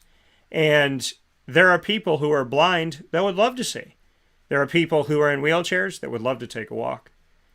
There are people who can't hear that would love to know what that music sounds like that you're listening to try and soothe yourself. So every time it gets hard, and every time you say it's too much, and every time you don't know if you can take one more step or do one more of these things that is so hard to create this habit, and Dan, how am I ever going to do this? How am I ever going to be consistent with it? I would say to you, every time you beat up on yourself and every time you say it's too hard, I want you to say to yourself right after that, I am alive. I have the opportunity to change my life. I have the opportunity to make decisions. People are not making decisions for me. I can become better and healthier, and I can choose it. There are so many people in this world that do not have the same opportunities that you have. So you shouldn't have to think about people in a wheelchair to be grateful to take a walk. But maybe you have to do that. Maybe you have to say to yourself, hey, you know what? My grandmother would have loved to take a walk at 100 years old. My grandmother would have loved to take a walk if she was here at 105. So when the going gets tough, the tough get going. You hear that statement, right? And there's a lot of truth to that. When things get difficult and your mind starts to get involved and it starts to beat down on you, as it does sometimes, it is important to remind yourself that the habits that you make are the habits that can either enrich your life or break it into pieces. And if you have the opportunity to make your own choices in your life, be proud of the fact that you have the ability to do that. Be thankful that you can walk. Be thankful that you can feed yourself. Be thankful you have the money. Be thankful you have the home. Be thankful you have the loved ones that support you. It is so easy to focus on the negative that we need to make the greatest habit come to life, which is not only to love, but to understand that it is so easy to think of the positive. Why do we make it easy to think of the negative? Why don't we make it easy to think of the positive? It is my goal in my life and in yours to start making one of our biggest habits being to think positively and to make that an easier habit than thinking negatively. With that being said, these are your ingredients to success, proudly presented by the wonderful people at Avicolli's on the corner of Route 57 and Wetzel Road in Liverpool, New York, right down the road from Liverpool High School, as we're very proud to do our Liverpool Warriors sit-down broadcast every single month on-site on location at Avicolli's. They have the pizza side, the fine dining side, as well as their bar, and you can go in Tuesday through Sunday to enjoy all the great things they have to offer on the corner of Route 57 and Wetzel Road in Liverpool, New York, down the street from Liverpool High School. You can also call for takeout, delivery, and catering at 315-622-5100. That's 315-622-5100.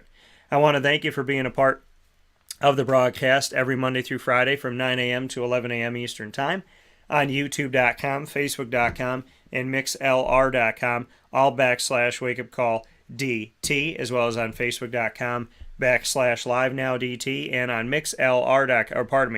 WakeUpCallDT.com, where the MixLR feed is embedded. Once we go live, you can hop into the archives on Amazon Music, Audible, iHeartRadio, iTunes, and Apple Podcasts. MixLR, Player FM, Podbean, Podvine, Spotify, Stitcher, TuneIn, YouTube, and more. All you have to do is search Wake Up Call with Dan Tortora, or one word, Wake Up Call DT. So make sure you do that. A big proud thanks to all of our fantastic partners in Central and Upstate New York: Cafe Kubal, Carvel DeWitt, the Wildcat Sports Pub, Witty Wicks, PB&J's Lunchbox, Avicolli's, K9 Camp Dog Daycare, Ma and Pa's Kettle Corn and Popcorn Factory, Pizza Man, K9 Campground Dog Boarding, Chick-fil-A Cicero and Chick-fil-A Clay, Honda City of Liverpool, Chick-fil-A Watertown, Victory Sports Medicine and Orthopedics, and Mother's Cupboard. Wake Up Call with Dan Tortora is also the exclusive multimedia marketing partner of your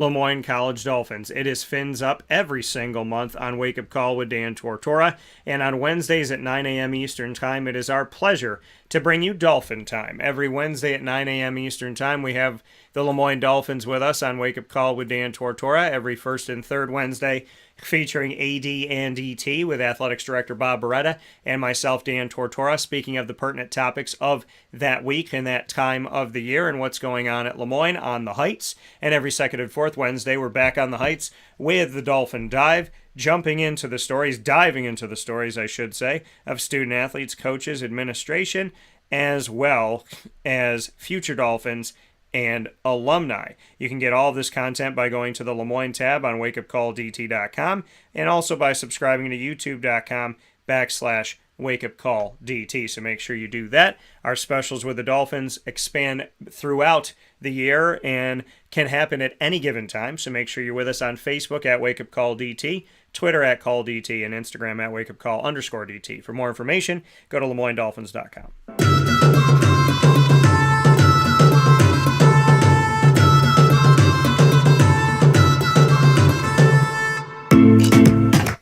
The Bryan and Stratton College Bobcats of Syracuse are also exclusive multimedia marketing partners with Wake Up Call with Dan Tortora. Make sure you find your way over to the wonderful, wonderful Bryan and Stratton College on James Street of Syracuse, New York. Make sure you head over there. And the wonderful thing about it is you may have the opportunity and you may have some eligibility left. So it's always a great time for you to continue your education and get your degree. And it's also a great time if you are an athlete that has some more time there that you can spend. Make sure that you utilize it and you don't live with regrets. Bryan and Stratton College of Syracuse offers a very unique and wonderful approach to continue your education and your potential playing career. The Bobcats are with me every single month inside of our Bobcat Buzz exclusives, and we have done those at Mother's Cupboard on 3709 James Street in Syracuse, right down the road from Bryan and Stratton College of Syracuse. We've also been to 663 Old Liverpool Road in Liverpool, New York for PB&J's Lunchbox, and we've been to multiple Cafe Kubal locations with the Bobcats. To see all of our features with Bryan and Stratton College of Syracuse, head to the BSC Syracuse tab on wakeupcalldt.com, as well as subscribing to youtube.com/wakeupcalldt. For more information on your Bobcats, go to syracuse.bscbobcats.com.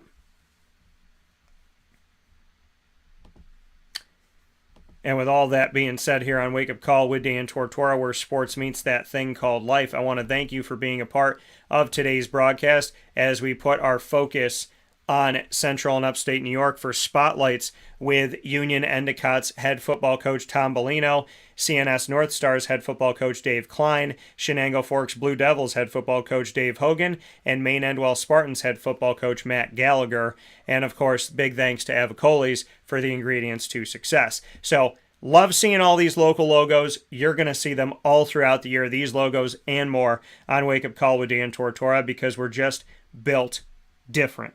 So, thank you to Ma and Pa's Kettle Corn and Popcorn Factory for this very colorful and beautiful menu of topics on the day. And thank you to the Cafe Kubal Studios, and happy to have Cafe Kubal with us in our community and be our exclusive studio partner. And inside of these studios, Witty Wicks, and you can see the 315 Home Sweet Home, as well as our Q's pillow that says Home Sweet Home, and the 315 Syracuse with the new dome in it. These are not only local products here that are showcasing what we have here in our community, but they're also made locally. So make sure you head out to Witty Wicks today on 190 Township Boulevard in Camillus, New York, right in front of Movie Tavern, and get yourself some amazing things, including their candles. Their scent of the month is Toasted Pumpkin Chai. We got an awesome video on our Instagram at wakeupcall_DT that you can watch for that. And in the meantime, I'm going to namaste at home and keep smelling this beautiful candle that smells like when I would go swimming on a summer day at like a friend's pool. That's what it smells like. So there's some beautiful things at Witty Wicks, and their candles obviously are timeless and amazing. They also have candles, speaking of Central and Upstate New York Spotlight, they have this wonderful gift pack that you can get for spring, summer, autumn, and winter in Cuse. All of them are different scents to what it smells like to be here in Central and Upstate New York. So if you want to smell the beautiful, wonderful community of Syracuse and Central New York, make sure you pick up one of these gift packs of the Four Seasons of Syracuse at Witty Wicks on 190 Township Boulevard in Camillus, New York, in Township 5, right in front of Movie Tavern. And right off of the Hinsdale Road exit, you're going to follow that straight through into Township 5 and then make a right at the roundabout, and you'll see Witty Wicks right around that corner. So with that being said, thank you to all of you. Thanks for being a part of the show. Beyond all things and above all things, big thanks to God. I love y'all. I appreciate y'all. And as always, God bless